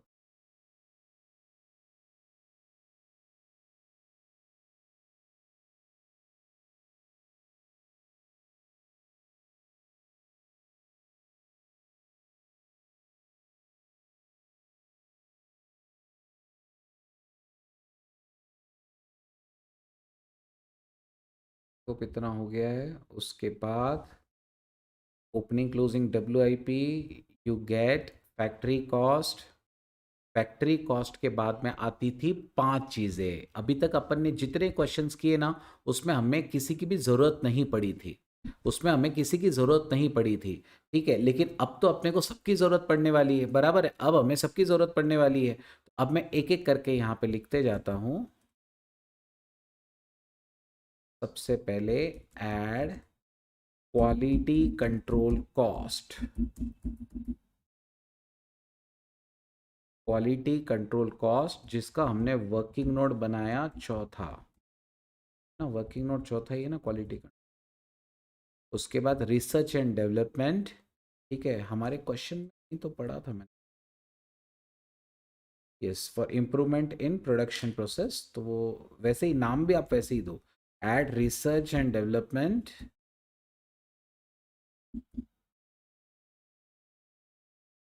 related to production, related to production, working note 5।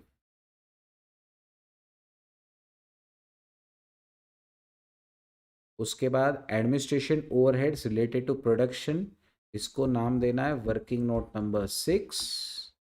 ठीक है, ये वर्किंग नोट 6 था। उसके बाद हमें और भी कुछ चीज़ें यहाँ पे ऐड करनी थी। ऐड लेस, लेस यहाँ पे आपको याद होगा क्रेडिट फॉर रिकवरीज, जिसमें आता था क्रेडिट फॉर रिकवरीज, जिसमें आता था realisable value of scrap, wastage etcetera, and add primary packing cost. ये सब आपको यहाँ ऐड करना था। इसका ब्रेकअप मैंने नहीं किया, वर्किंग नोट नहीं बनाई, क्योंकि एक एक ही आइटम है, ये एक एक आइटम करके, इसलिए इसका वर्किंग नोट नहीं बना रहे हम लोग।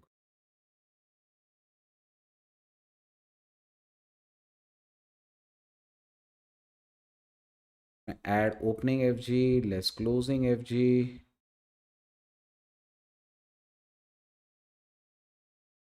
add opening FG less closing FG, you get the cost of goods sold.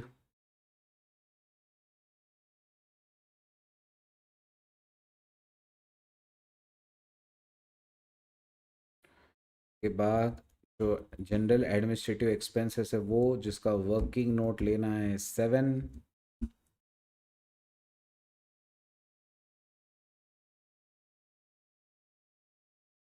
उसके बाद add selling expenses,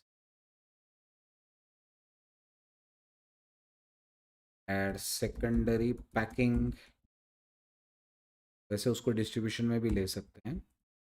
add distribution expenses,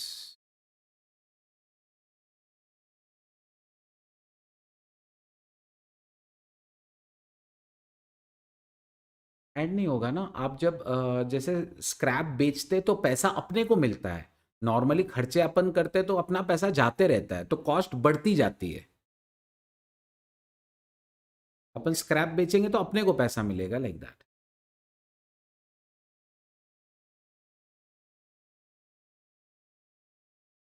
selling expenses working note 8 और डिस्ट्रीब्यूशन ओवरहेड्स वर्किंग नोट 9।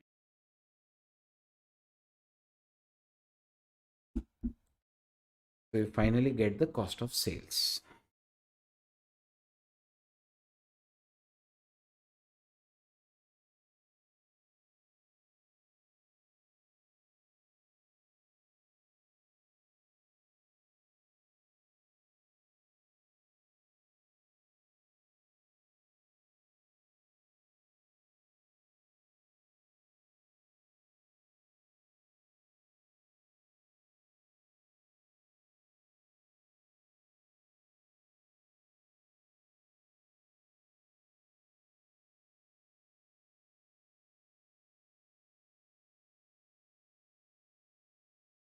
हो जाए तो डन लिखकर भेज दो, फिर हम लोग सॉल्विंग स्टार्ट करते हैं।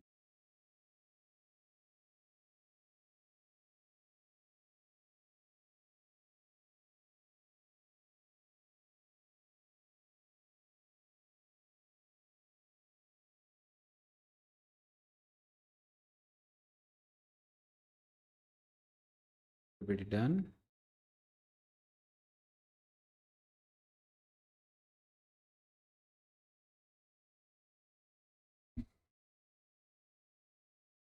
चलो लेट्स स्टार्ट। अब मजा आएगा, एक एक करके करते जाते हैं। रॉ मटेरियल्स परचेज्ड, सबसे पहले हमारे कॉस्ट शीट में आने वाला आइटम रॉ मटेरियल परचेज्ड, ले लीजिए कितना दिया हुआ है, 10 करोड़। ओके, 1,0,0,0,0,0,0,0, तो दैट इज 10 करोड़। जीएसटी हम पहले ही कर चुके हैं, नहीं लेना है। फ्रेट इनवर्ड भी रॉ मटेरियल में ही लेना है, यहां पर ही ले लो 11,20,600, 11,20,600 फ्रेट इनवर्ड्स। ठीक, इसके बाद wages paid to factory workers, कहां पर wages paid to factory workers, factory के वर्कर को आप देने वाले हो, ऑब्वियस सी बात है डायरेक्ट लेबर का खर्चा दिखता है, तो आप इधर आ जाओ हमारे वर्किंग नोट नंबर 2 में, जहां हमने डायरेक्ट लेबर लिया हुआ था, वहां पर लिखेंगे wages paid to factory workers, wages paid to factory workers, इसका अमाउंट है 29,20,000। wages paid to factory workers 29,20,000.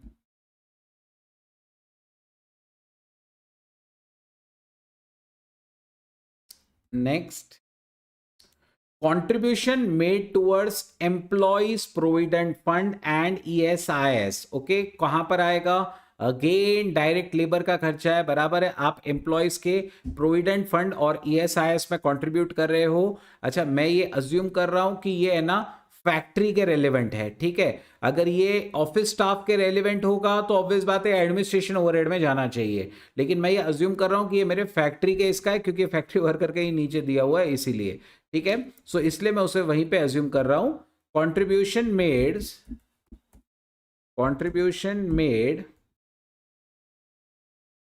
towards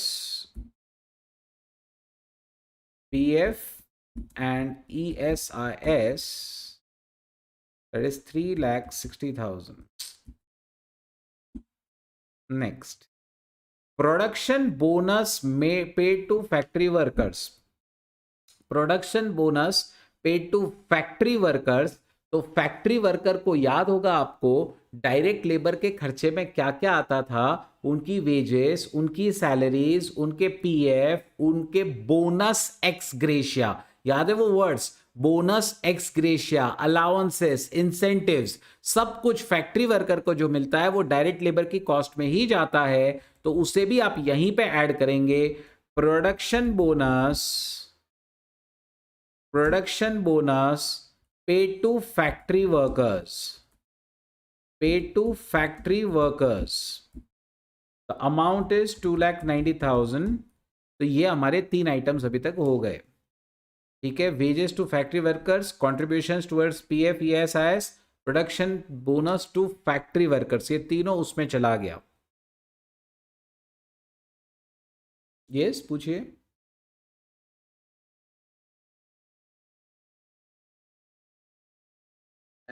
आप देखो अजम्पशन कर सकते हो, आप अपना अजम्पशन कर सकते हो, इसमें कोई शक नहीं है, ठीक है। मैंने एक्चुअली यहाँ पे इसलिए किया हुआ है ना, एक तो उसने यहाँ पर दिया हुआ है, इसके तुरंत नीचे है, और उसके नीचे वापस फैक्ट्री का ही दिया हुआ था उसने भी, तो ये अंडरस्टूड है, फैक्ट्री का ही शायद बोलना चाह रहा होगा, एक ही सीक्वेंस में दिया होगा उसने, लाइक दैट।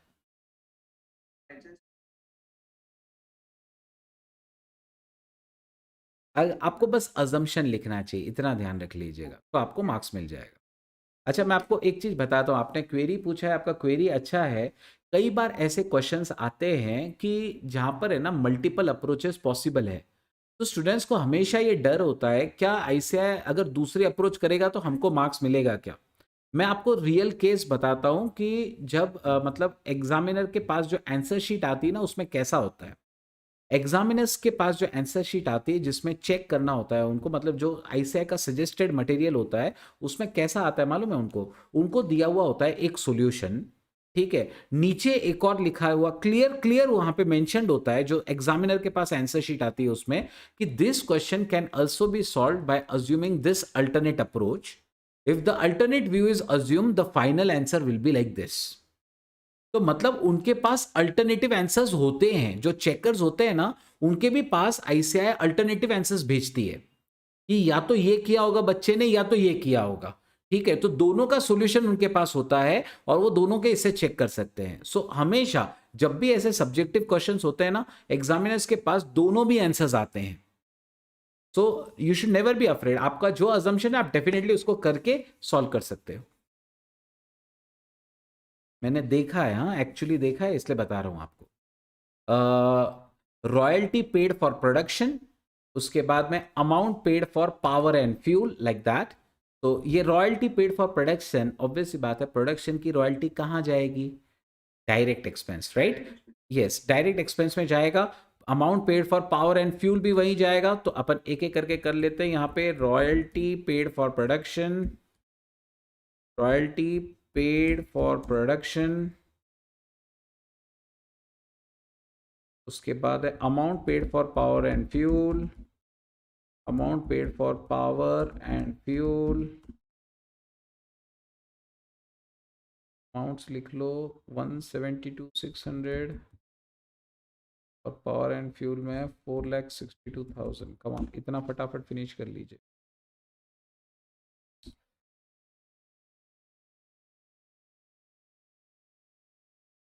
चलो टोटलिंग सबका लास्ट में करेंगे ना, क्योंकि ऐसा भी तो होगा आगे जाके। देखो ये ऑफिस का है, ये सॉरी ये फैक्ट्री का है, ये ऑफिस का है, ये फैक्ट्री का है, ये वापस सेल्स वाले का है, फिर वैसे ही रिपेयर्स वगैरह में भी दिया हुआ है।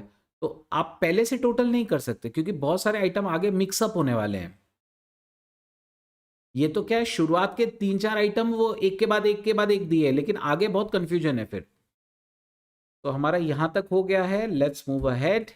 Amount paid for purchase of moulds and patterns, moulds and pattern समझने की कोशिश करो, जिससे प्रोडक्शन होता है बेटा, है ना। Amounts paid for purchase of moulds and patterns, जिसके ऊपर प्रोडक्शन किया जाता है और उसकी लाइफ है इक्विवेलेंट टू 2 years प्रोडक्शन। ठीक है, समझने की कोशिश करो, ये काइंड ऑफ फिक्स असेट जैसा है। हमने मोल्ड और पैटर्न खरीदा, उससे हम प्रोडक्शन करने वाले हैं, बराबर है, ऑब्वियस बात है, उससे प्रोडक्शन करने वाले हैं, तो ये हमें डायरेक्ट एक्सपेंस में तो लेना है। लेकिन प्रॉब्लम ये है बस कि उसकी लाइफ 2 साल है, उसकी लाइफ 2 साल है, समझने की कोशिश करो। तो अगर उसकी लाइफ 2 साल है तो उसका खर्चा भी एक साथ पूरा नहीं हम लोग चार्ज कर सकते, उसका खर्चा भी हमें आधा करना पड़ेगा। तो इसका आधा ले लीजिए आप डायरेक्ट एक्सपेंस में। ठीक है, amount paid for purchase of moulds and patterns, amount paid for moulds and patterns, ठीक है, 1/2। ठीक है, क्योंकि वो 2 साल का खर्चा है। 896 का हाफ कर लो, कम ऑन, 896 का हाफ कर लो, 896 divide by 2, answer is coming 4,48,000। उतना ही अपने को खर्चे में लेना है। उसकी लाइफ 2 साल की है, तो ऑब्वियस बात है अपन पूरा खर्चा 1 साल में क्यों रिकॉर्ड करेंगे। ये खर्चा 2 साल का है, तो हम 2 साल में ही उसे स्प्लिट करेंगे। खर्चा 2 साल का है, तो हम 2 साल में ही उसको ये करेंगे split. Job charges paid to job workers, job workers क्या होते हैं, जो ऑब्वियस सी बात है, देखो अपन क्या करते हैं, काइंड ऑफ कुछ काम बाहर से करवा के लेते हैं स्पेसिफिक एक जॉब के लिए। मैं आपको इसका एक एग्जांपल देता हूँ। मैं कई बार मेरे वाइफ के साथ भी और मतलब मेरे पेरेंट्स के साथ भी ज्वेलरी शॉप में जाता था। तो मैं देखता था कि जब हम उसे ज्वेलरी देते हैं तो वो क्या करता है बेटा, ज्वेलरी का, वो ज्वेलरी खुद उसको डिजाइन नहीं करता, वो जॉब वर्क पे देता है। ठीक है, हम लोग उसको बोलते हैं भाई ऐसा ऐसा बना लो, या इसमें ये तकलीफ है वो तकलीफ है। वो क्या करता है, वो हमसे लेता है, वो कारीगर को बुलाता है, बराबर है, जो ये काम करते हैं उस कारीगर को वो दे देता है, जॉब वर्क बेसिस के ऊपर उसका पूरा एक जॉब मतलब ये बनता है, प्रॉपर वाउचर बनता है उसका, वो उसको दे देता है। फिर सामने वाला उसको जैसा हमें चाहिए वैसा बना के वापस ज्वेलर को ला के देता है, फिर वो हमें देता है। तो ज्वेलर के नजर से अगर देखने जाए ना, तो ये क्या है, स्पेसिफिक एक्सपेंस वो कर रहा है मेरे जॉब के लिए। तो अंडरस्टैंड, ये भी एक डायरेक्ट एक्सपेंस का ही पार्ट है। This is expense of this is kind of direct expense. Now somebody may say, sir, can we take in direct labor, can we consider this as a part of direct labor? The problem over here is direct labor generally वो होते हैं जो आपका ही staff होता है, आपके ही मजदूर होते हैं। ये आपका मजदूर नहीं है, ये आप क्या कर रहे हैं, आपको जो जॉब मिल रहा है या आप जो जॉब उसे स्पेसिफिकली एक पर्टिकुलर कस्टमर के लिए दे रहे हैं, वो होता है वो। तो ये डायरेक्ट एक्सपेंस है जो स्पेसिफिकली एक पर्टिकुलर जॉब के लिए किया जा रहा है। ठीक है, तो इसीलिए इसे डायरेक्ट एक्सपेंस में लेना ज्यादा सही है। डायरेक्ट लेबर क्या होता है ना, अपने ही एम्प्लॉयज होते हैं, ये अपने एम्प्लॉयज नहीं है, ये जॉब वर्कर्स हैं जो किसी के अंडर काम नहीं करते। ये लाइक आउटसोर्सिंग टाइप है, मुझे काम करना था, मैंने थोड़ा सा काम दूसरे को दे दिया, तो वो मेरे को करके दे रहा है। ठीक है, लाइक दैट। तो उतना काम मेरे लिए ऑब्वियसली बात है, मेरे जॉब के लिए कॉस्टेज है वो। तो job charges paid to job workers, ये एकदम सिंपल सा अजम्पशन है, ये अपने एम्प्लॉयज नहीं है ना, तो इसलिए अपने को डायरेक्ट लेबर में नहीं लेना चाहिए। 8,12,000। मेरे पास एक क्वेरी आया है, एक second sir, we cannot take this in fact. मैं समझा नहीं सुमेध आपका क्वेरी। फैक्ट्री ओवरहेड्स में नहीं जाएगा ना, ये स्पेसिफिक खर्चा है, ये स्पेसिफिक खर्चा है। देखो मैं आपको समझाता हूं थोड़ी देर के लिए। सुमेध आप सोचो, आप ज्वेलर हो, ठीक है, और मैं आपके पास आया। देखो ज्वेलर सिर्फ है ना ट्रेडिंग करता है मोर और लेस, और उसको जो बनाना है ना वो बनवा के लाता है कहीं से, ठीक है। तो मैं एज अ कस्टमर आपके पास आता हूं, मैं बोलता हूं कि भाई सुमेध आप एक काम करिए, आप है ना मेरा ये सोना लीजिए और मुझे ये पर्टिकुलर डिजाइन बना के दीजिए। ओके, अच्छा, हर एक कस्टमर आपका अलग डिजाइन लेगा, एक डिजाइन तो लेगा नहीं। तो आपका कस्टमर आपके पास आ रहा है, वो आपको बोल रहा है कि इसका मुझे एक स्पेसिफिक डिजाइन करके दो, तो आप अपने कारीगर को बुलाते हो और उसको जो खर्चा देते हो वही डिजाइन बनाने के लिए। Isn't it A direct expense for my job? Definitely it is a direct expense जो आप मेरे ही जॉब के लिए कर रहे हो। ऑब्वियस बात है, कोई नया कस्टमर आएगा, वो बोलेगा दूसरा डिजाइन बनाओ, तो आप दूसरे कारीगर को बुलाओगे और उसको वो पर्टिकुलर जॉब दे के काम करवाओगे, लाइक दैट। तो ये particular one two one basis को रिलेटेड है, इसलिए डायरेक्ट एक्सपेंस है ये। Next, stores and space consumed. आपको याद होगा स्टोर्स एंड स्पेस कंज्यूम्ड हमारे, हमने फैक्ट्री ओवरहेड जो सीखा था उसमें सबसे पहला यही था, स्टोर्स एंड स्पेस कंज्यूम्ड।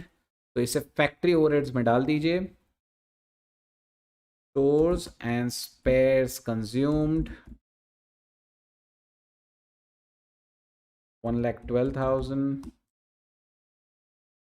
कई बार हो सकता है कोई टाइपिंग वाइपिंग मिस्टेक मेरे से भी हो जाए, कुछ अमाउंट्स इधर उधर हो सकती है, तो प्लीज़ बता दीजिएगा। I am also human being, right. तो stores and space consumed 1,12,000, depreciation on factory building। चलो ये चार दिया हुआ है। फैक्ट्री बिल्डिंग आपको सिर्फ इतना बताना है, देखो शॉर्टकट्स हम यूज करेंगे, AOH FOH, ठीक है, ये सब आपके उसके हिसाब से मुझे बताओ कि ये कहां पे जाएगा। फैक्ट्री बिल्डिंग, फैक्ट्री बिल्डिंग का डेप्रिसिएशन। गुंजन, राहुल, वेंकटेश, सही है। तुम्हें डायरेक्ट नहीं है बेटा, ये ओवरहेड है। This is overhead. This cannot be a one-to-one correlationship with the job. Yes, factory overheads। तो फैक्ट्री बिल्डिंग और in fact plant and machine, factory में लगी हुई मशीन, ये दोनों fix overheads, sorry factory overheads हैं। ऑफिस बिल्डिंग का डेप्रिसिएशन जाएगा एडमिनिस्ट्रेटिव ओवरहेड्स में, ठीक है, एडमिनिस्ट्रेटिव ओवरहेड्स में। अच्छा, वो भी जनरल वाले, क्योंकि वो ऑफिस की बिल्डिंग है, ठीक है। और जो डिलीवरी व्हीकल्स हैं उसका जो डेप्रिसिएशन है, ऑब्वियस बात है, वो डिस्ट्रीब्यूशन ओवरहेड्स में जाने वाला है, ठीक है। देखो सेलिंग और डिस्ट्रीब्यूशन हमने दो अलग अलग बनाए हैं, तो इसलिए इसको डिस्ट्रीब्यूशन में ही डालेंगे, ये डिलीवरी का ही है स्पेसिफिकली, ठीक है। अगर आप एक ही नाम दे दोगे सेलिंग एंड डिस्ट्रीब्यूशन ओवरहेड्स, तो फिर आप एक साथ उसमें डाल सकते हो। क्या हम ऐसा कर सकते हैं सेलिंग एंड डिस्ट्रीब्यूशन? बिल्कुल कर सकते हो, कोई प्रॉब्लम नहीं है, ठीक है। एनी विच इज उसने क्वेश्चन में आपसे अलग से मांगा नहीं था कि सेलिंग और डिस्ट्रीब्यूशन हमें अलग ब्रेकअप चाहिए, so does not matter. Okay, आप एक साथ भी उसको ले सकते हैं, सेलिंग एंड डिस्ट्रीब्यूशन। सो हमने चारों नाम देख लिए, फटाफट फटाफट डालते चलो। पहले factory overheads, depreciation on factory building, depreciation on plant and machine। चलिए, सो फैक्ट्री बिल्डिंग का डिप्रिसिएशन है आपका 84,000, प्लांट एंड मशीन का डिप्रिसिएशन है 1,26,000।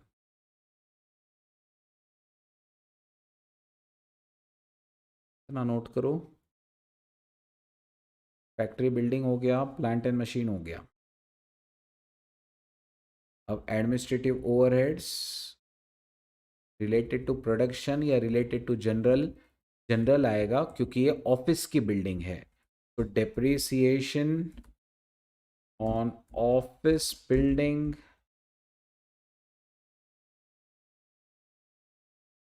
Depreciation on office building,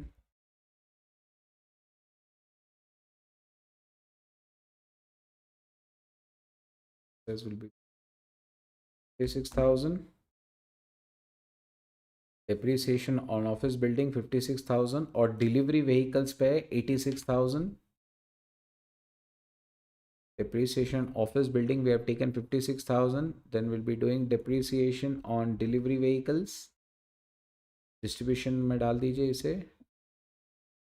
Depreciation on delivery vehicles.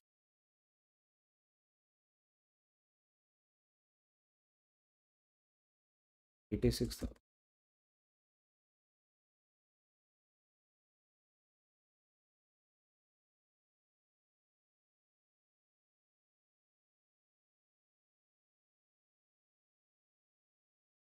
Depreciation on delivery vehicles 86,000.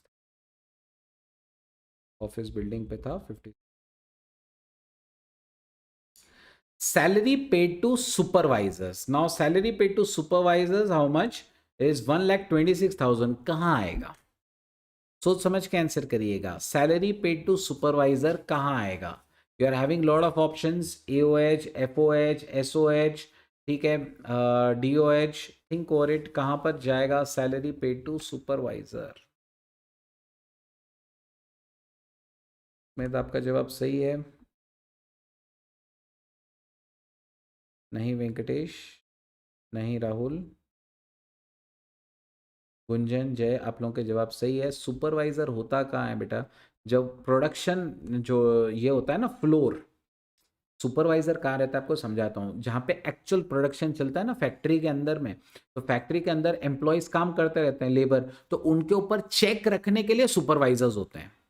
ठीक है, याद है आपको मैंने जो फोटो आपको दिखाया था जहां पे लेडीज वो वर्क ये कर रही थी और वहां पे एक टकला सा आदमी घूम रहा था, खड़ा था, बराबर है, वो चेक कर रहा था, वो सुपरवाइजर था, वो उस फ्लोर का सुपरवाइजर था. तो ऐसे जो सुपरवाइजर्स होते हैं ना वो प्रोडक्शन के अंदर के उधर ही काम करते हैं. ठीक है, लेकिन वो किसी एक जॉब को नहीं देखते. वहां पे जितने मजदूर है, जितने अलग अलग जॉब्स चल रहे हैं, उन सबको वो देखते रहता है. तो कोई डायरेक्ट 1-to-1 रिलेशन नहीं होता है उसका जॉब्स के साथ. तो वो एक फैक्ट्री ओवरहेड है. ठीक है, so salary paid to supervisors is a part of factory overheads. Salary paid to supervisors is a kind of a factory overhead that is 1,26,000 to the 1,20,000. ठीक है, कोई भी क्वेरी हो बिंदास पूछना. ठीक है, कोई भी क्वेरी हो बेटा बिंदास पूछना. बहुत आराम आराम से चल रहा हूँ. बड़ा क्वेश्चन है. रिपेयर्स एंड मेंटेनेंस 3 जगहों का दिया है, जल्दी से जल्दी बताएंगे. प्लांट एंड मशीन का कहाँ पर? Repairs and maintenance plant and machine का कहाँ पर? सही है. आप एक काम करो, हाँ ये सही है. FOH सेल्स ऑफिस बिल्डिंग, ये तो समझ में आ गया कि सेलिंग OH में जाएगा. ठीक है, vehicles use by directors, vehicles use by directors, इसका रिपेयर. वेंकटेश, सुमेध, सबके आंसर सही है, बराबर है. ठीक है, so basically this will be part of administrative overheads. ठीक है, जनरल ओवरहेड्स हम लोग इसे कह सकते हैं. तो this is AOH. Okay, this is AOH. ठीक है, come on. Second I just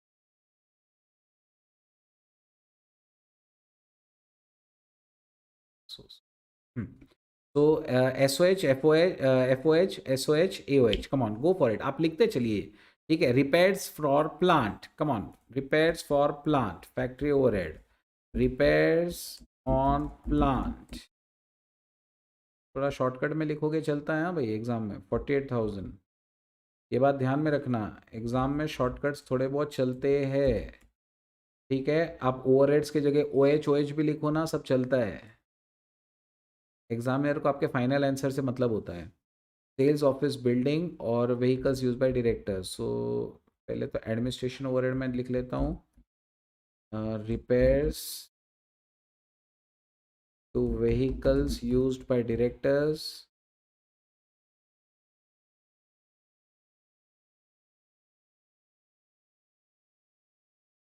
vehicles used by directors 19,600.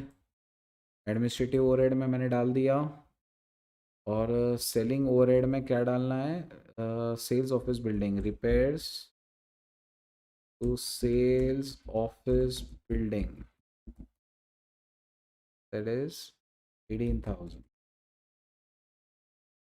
That is 18,000.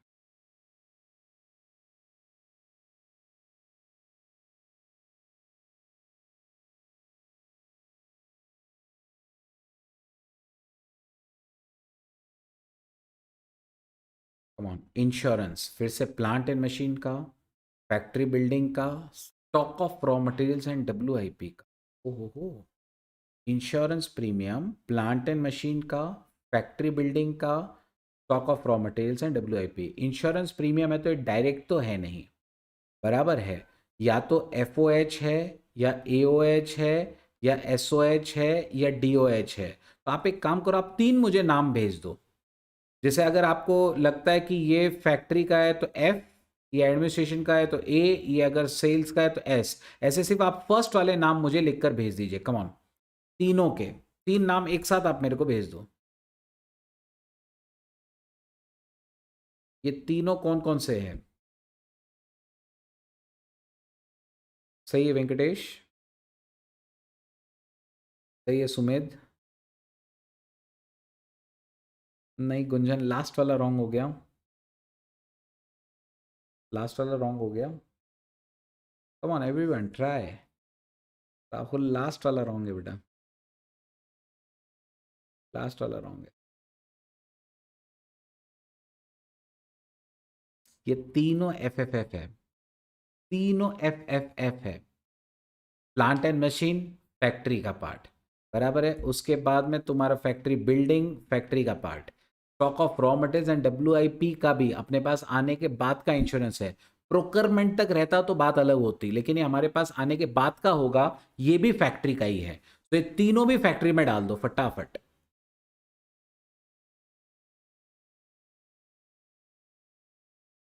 तीनों फैक्ट्री में डाल दो. Insurance for plant,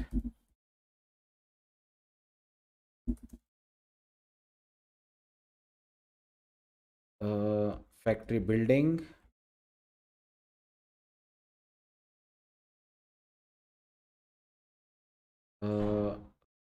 RM and WIP, RM and WIP. Insurance for plant is 31,200. You have got 18,100. Last is 36,000. तीनों भी factory overhead में ही आना है. इसलिए मैंने आपसे कहा था ये एक क्वेश्चन तुम पक्का कर लिए ना कभी तो सब हो जाएगा तुम्हारा. कॉस्ट शीट वापस देखने की जरूरत नहीं पड़ेगी तुमको. और मैं सजेस्ट करूंगा, कल संडे है तो कल आप वापस इसको ट्राई भी कर सकते हैं घर पे. Let's move ahead. तो expenses paid for quality control activities, और अगला वाला है क्वालिटी कंट्रोल स्टाफ. दोनों एक ही जगह पे है. तो क्वालिटी कंट्रोल आपको याद ही है, हम लोगों ने क्वालिटी कंट्रोल का ये बनाया हुआ ही है, दोनों को वहीं डाल दीजिए. Expenses paid for quality control check activities, expenses paid for quality control check, that is 19,600. और उसके बाद में है salary paid to quality control staff, salary paid to quality control staff,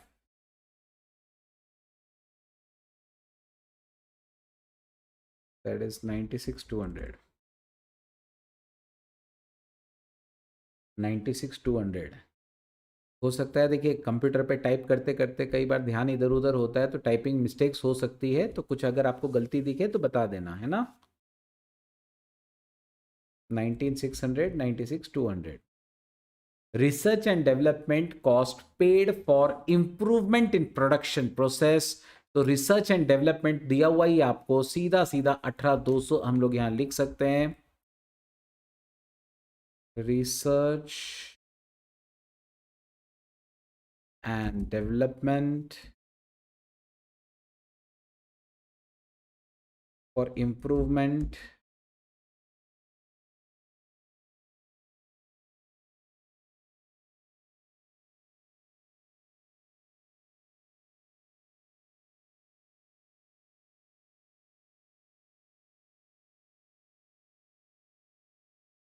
अठारह दो सौ।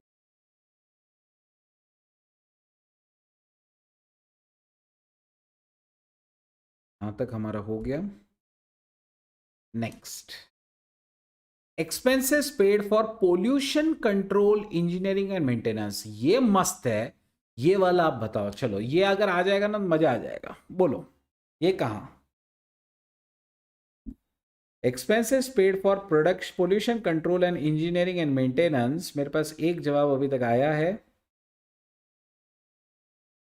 आज सुबह भी मैं जब आपको रिवीजन करा रहा था तो मैंने आपको कहा था कि इसको ध्यान दीजिएगा, इस ये हमारे इसमें आने वाला है।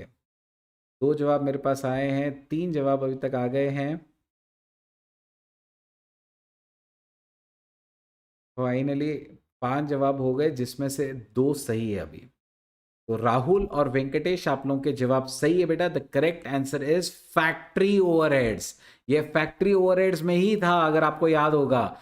इनफैक्ट ये फैक्ट्री ओवरहेड्स में लास्ट में दिया हुआ था एकदम। So expenses paid for pollution control and engineering and maintenance. ठीक है, पोल्यूशन कहां होता है? फैक्ट्रीज में ही होता है। तो उसको कंट्रोल करने के लिए जो खर्चे किए जाते हैं वो हो जाता है फैक्ट्री ओवरहेड। तो फैक्ट्री ओवरहेड में इसे डाल दीजिए। Expenses paid for pollution control, expenses for pollution control. Exams में आप शॉर्टकट में लिख सकते हैं, इस बात को ध्यान में रखिएगा, टाइम बहुत कम होता है हमारे पास। एंड इंजीनियरिंग एंड मेंटेनेंस बिल्कुल चलता है बेटा, बिल्कुल चलता है। एग्जामिनर को बस इतना पता होना चाहिए कि आपको आता है तो आपको मार्क मिल जाएगा। 26,600। नेक्स्ट, ये हो गया। Expenses paid for administration of factory work. अभी एडमिनिस्ट्रेशन है ये बात तो पक्की, लेकिन एडमिनिस्ट्रेशन प्रोडक्शन वाला या जनरल वाला? पी या जी? पी या जी? सही है सुमेध। एडमिनिस्ट्रेशन है ये बात तो पक्की, लेकिन प्रोडक्शन वाला या जनरल वाला? सही है वेंकटेश। तो this is administrative overhead. Yes Rahul सही है, एडमिनिस्ट्रेशन ओवरहेड है लेकिन प्रोडक्शन के रिलेटेड है, ये फैक्ट्रीज के रिलेटेड है। तो फिर ऑब्वियस सी बात है इसे आपको यहां पर लेना पड़ेगा। याद है अपन ने बनाया था administrative overhead related to production, तो इसे यहां पर डाल दीजिए। Expenses for administration, expenses for administration of factory work, that is 1,8,600। ठीक है, 118,600। Now salary paid to functional managers, managers not supervisors. तो ये है functional managers. Managers normally administration का ही काम करते हैं। तो अब ये एडमिनिस्ट्रेशन का काम कर रहे हैं, लेकिन ये पोल्यूशन प्रोडक्शन कंट्रोल है, ये फाइनेंस एंड अकाउंट है, ये सेल्स एंड मार्केटिंग है।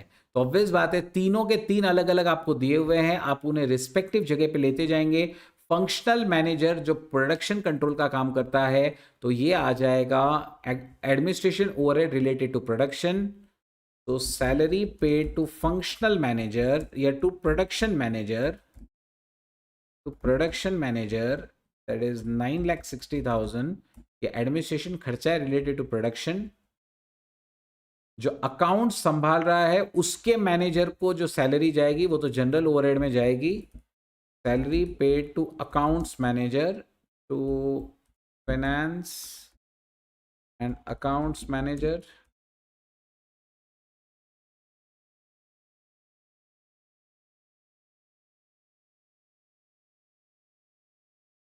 $9,18,000।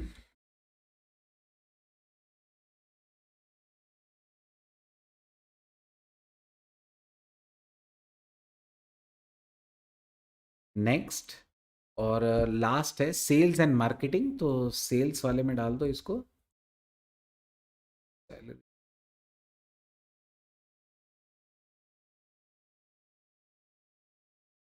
सेल्स एंड मार्केटिंग,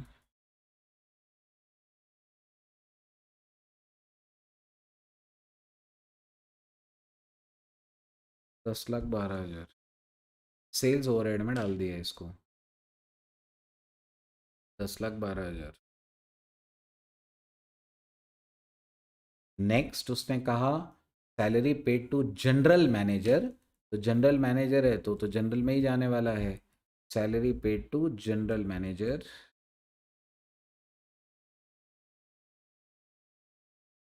ये हमारा नॉर्मल एडमिनिस्ट्रेशन जनरल वाले में मैं डाल रहा हूँ इसको, 12,56,000।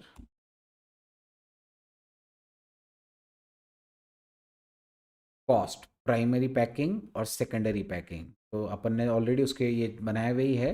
प्राइमरी पैकिंग 96,000, कॉस्ट शीट में आ जाओ, सीधा सीधा कॉस्ट शीट में आ जाओ। प्राइमरी पैकिंग और सेकेंडरी पैकिंग अपन ने लिया हुआ ही है।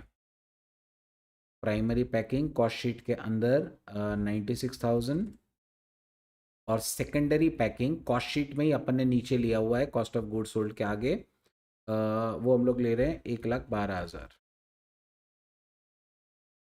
ठीक है, तो प्राइमरी पैकिंग सेकेंडरी पैकिंग ले ली अपन ने।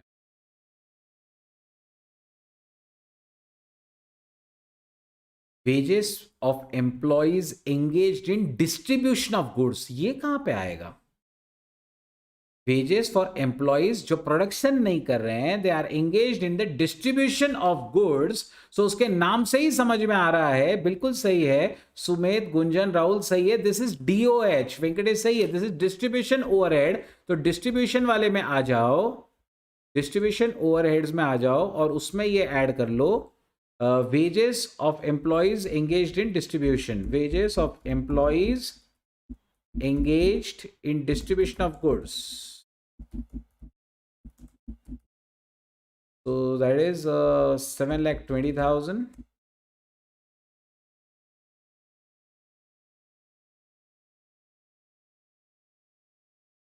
That is 7,20,000. चौबीस हो गए, आखिरी 6 बाकी है। तमाम fees paid to auditors, legal advisers, independent directors, ये तीनों एक ही है। Fees paid to auditor, legal adviser, independent director, तीनों डायरेक्ट कंपनी लेवल पे काम करते हैं, तीनों एडमिनिस्ट्रेटिव ओवरहेड है, तीनों एक साथ ही डाल दो फटाफट। फीस पेड टू ऑडिटर्स, तीनों कंपनी लेवल पे एडमिनिस्ट्रेशन देख रहे हैं। Fees paid to legal advisers, independent directors, right. तो 1,80, 1,20, 2,20, 1,80,000, 1,20,000, 2,20,000, 1,80, 1,20, 2,20।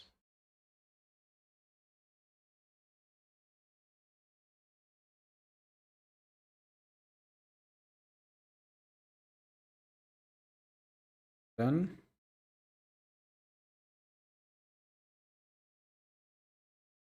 लास्ट इंस्टेंस दिस, क्योंकि उसके बाद तो ओपनिंग स्टॉक क्लोजिंग स्टॉक ही है।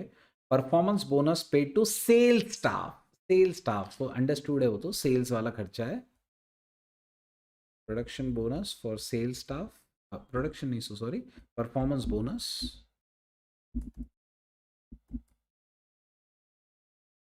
सेल्स स्टाफ सेलिंग ओवरहेड्स में डाल दिया सीधा सीधा, 1,80,000। चलो ऑलमोस्ट डन नाउ, है ना। अब बस ओपनिंग स्टॉक क्लोजिंग स्टॉक एक एक करके लिखते जाते हैं बेटा अपन फटाफट। ओपनिंग स्टॉक क्लोजिंग स्टॉक लिखते चले जाएंगे। यहाँ तक आई होप आप सबका हो गया है।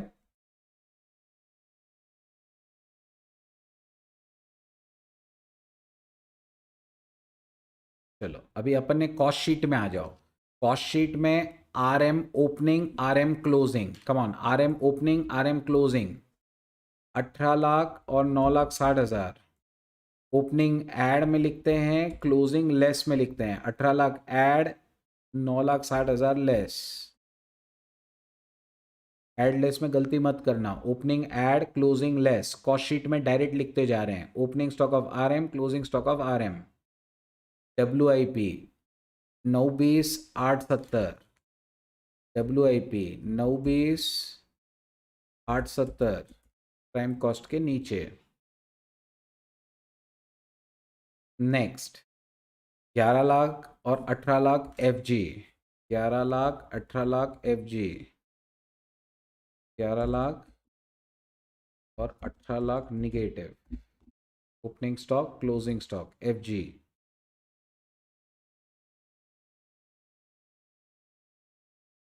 लास्ट, इसके बाद बस एक आखिरी आइटम था यहाँ पे कि स्क्रैप बेच के अपने को 86,000 मिला है, तो वो अपने को याद है, वो क्रेडिट फॉर रिकवरीज में यहाँ लिखना था -86,000। फिनिश्ड। अब सब कुछ हो गया है, अब बस पीछे के टेबल्स के सारे वर्किंग नोट्स की टोटल करो, उनको यहां पे पंच करो और फाइनली कॉस्ट ऑफ सेल्स तक आते चले जाओ। Come on, go for it. अब सब कुछ हो चुका है, अब एक एक करके सभी की टोटल करते जाइए। टोटल करके आप कॉस्ट शीट्स में उसको पंच करो और कॉस्ट ऑफ सेल्स तक आ जाओ। Come on, we have solved the entire question now.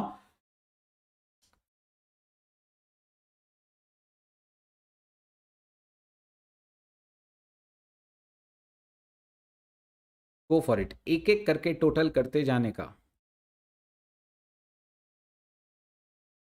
Direct labour,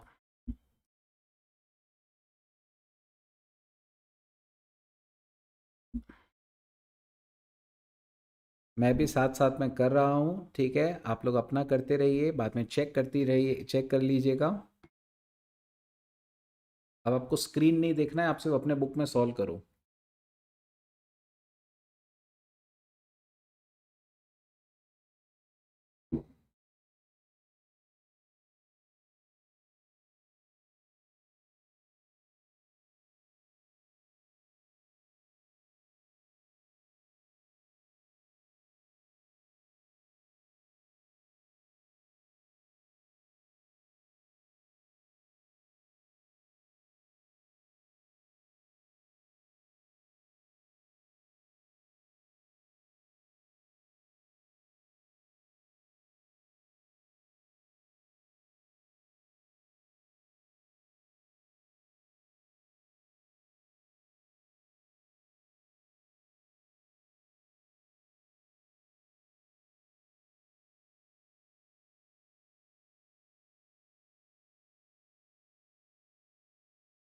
directly,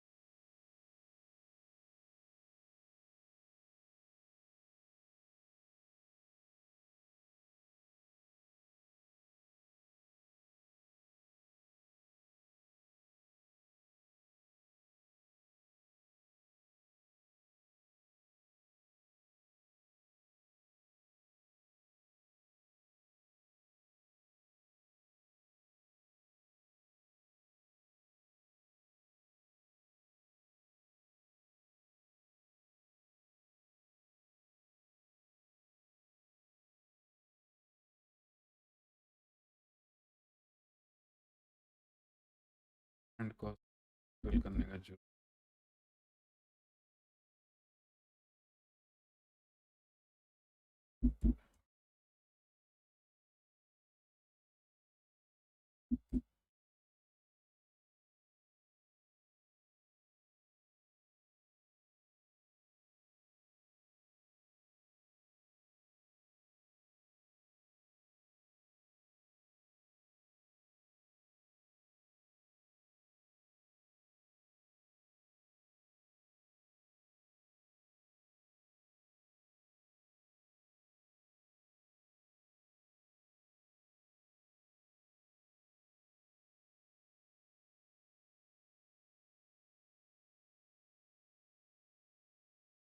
administrative bids.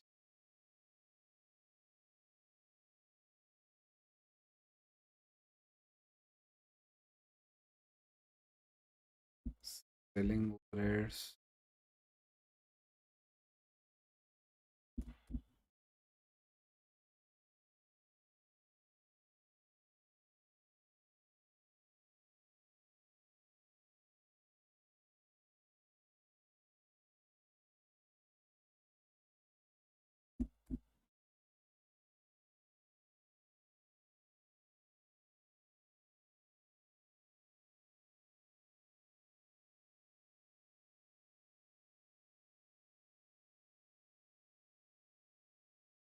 एक एक करके अभी मैं फिगर्स डालते जाता हूँ यहाँ पे. RM consumed,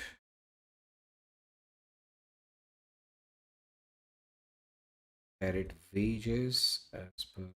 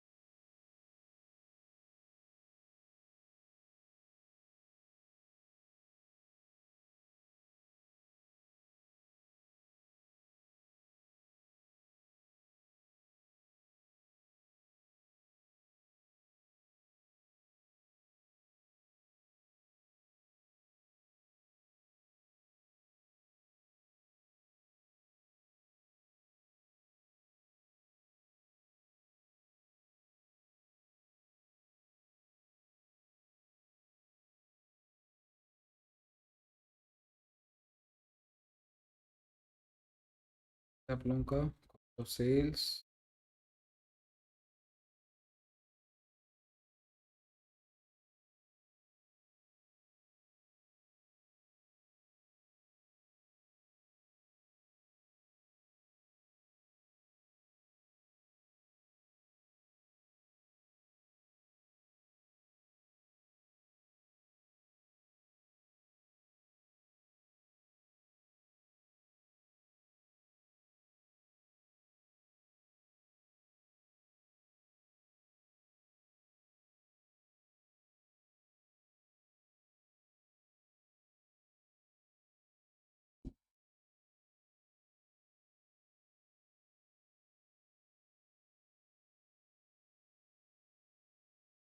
मैंने अभी तक फैक्ट्री कॉस्ट तक निकाल लिया है.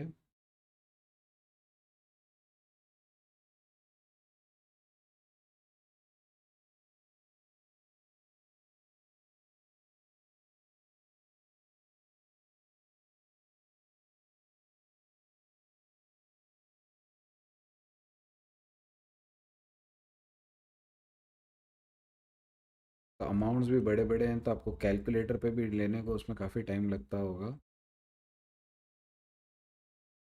लेकिन इसको करते टाइम है ना, कैलकुलेटर पे एक बात ध्यान रखना, बार बार टाइप करने की ज़रूरत नहीं होनी चाहिए. एक बार लिया उसी में प्लस माइनस करते करते करते करते आना चाहिए. ओके सुमेध, हो गया आपका? या FG हमने एडजस्ट करना है और फिर एडमिनिस्ट्रेशन एडजस्ट करके कॉस्ट ऑफ सेल्स मिलना चाहिए जो इतना आ रहा है मेरा. आप चेक करो आपका यही आ रहा है या अलग आ रहा है. गुड.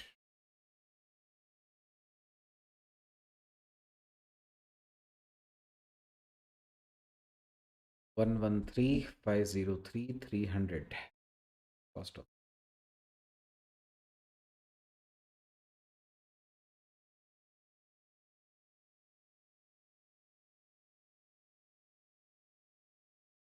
तो जो एग्जामिनर होगा ना आपका, जब पेपर चेक करेगा वो सीधा सीधा ये देखेगा भी कॉस्ट ऑफ प्रोडक्शन मैच हो रहा है क्या, हाँ हो रहा है. कॉस्ट ऑफ सेल्स मैच हो रहा है क्या, हाँ हो रहा है. पूरे मार्क्स. फिनिश. मतलब ऐसे जो दो चार इंपॉर्टेंट आइटम्स होते हैं, प्राइम कॉस्ट देखेगा, फैक्ट्री कॉस्ट देखेगा, कॉस्ट ऑफ प्रोडक्शन देखेगा, कॉस्ट ऑफ गुड्स सोल्ड देखेगा, कॉस्ट ऑफ सेल्स देखेगा। ये तुम्हारे राइट है। तो थोड़ा इंटरनल तुमने इधर का उधर भी किया होगा ना, कुछ बहुत ज़्यादा मैटर नहीं करेगा, समझ रहे हो, क्योंकि वो देखते ही नहीं है, वो सीधा सीधा फाइनल अगर तुम्हारा मैच हो रहा है ना, मैच हो गया, done, will get your full marks, it will be like this. So this was the question. I hope everybody has done that. बराबर है, सबका कंप्लीट हो चुका है। ठीक है, कुछ शो करूँ कोई पर्टिकुलर चीज़?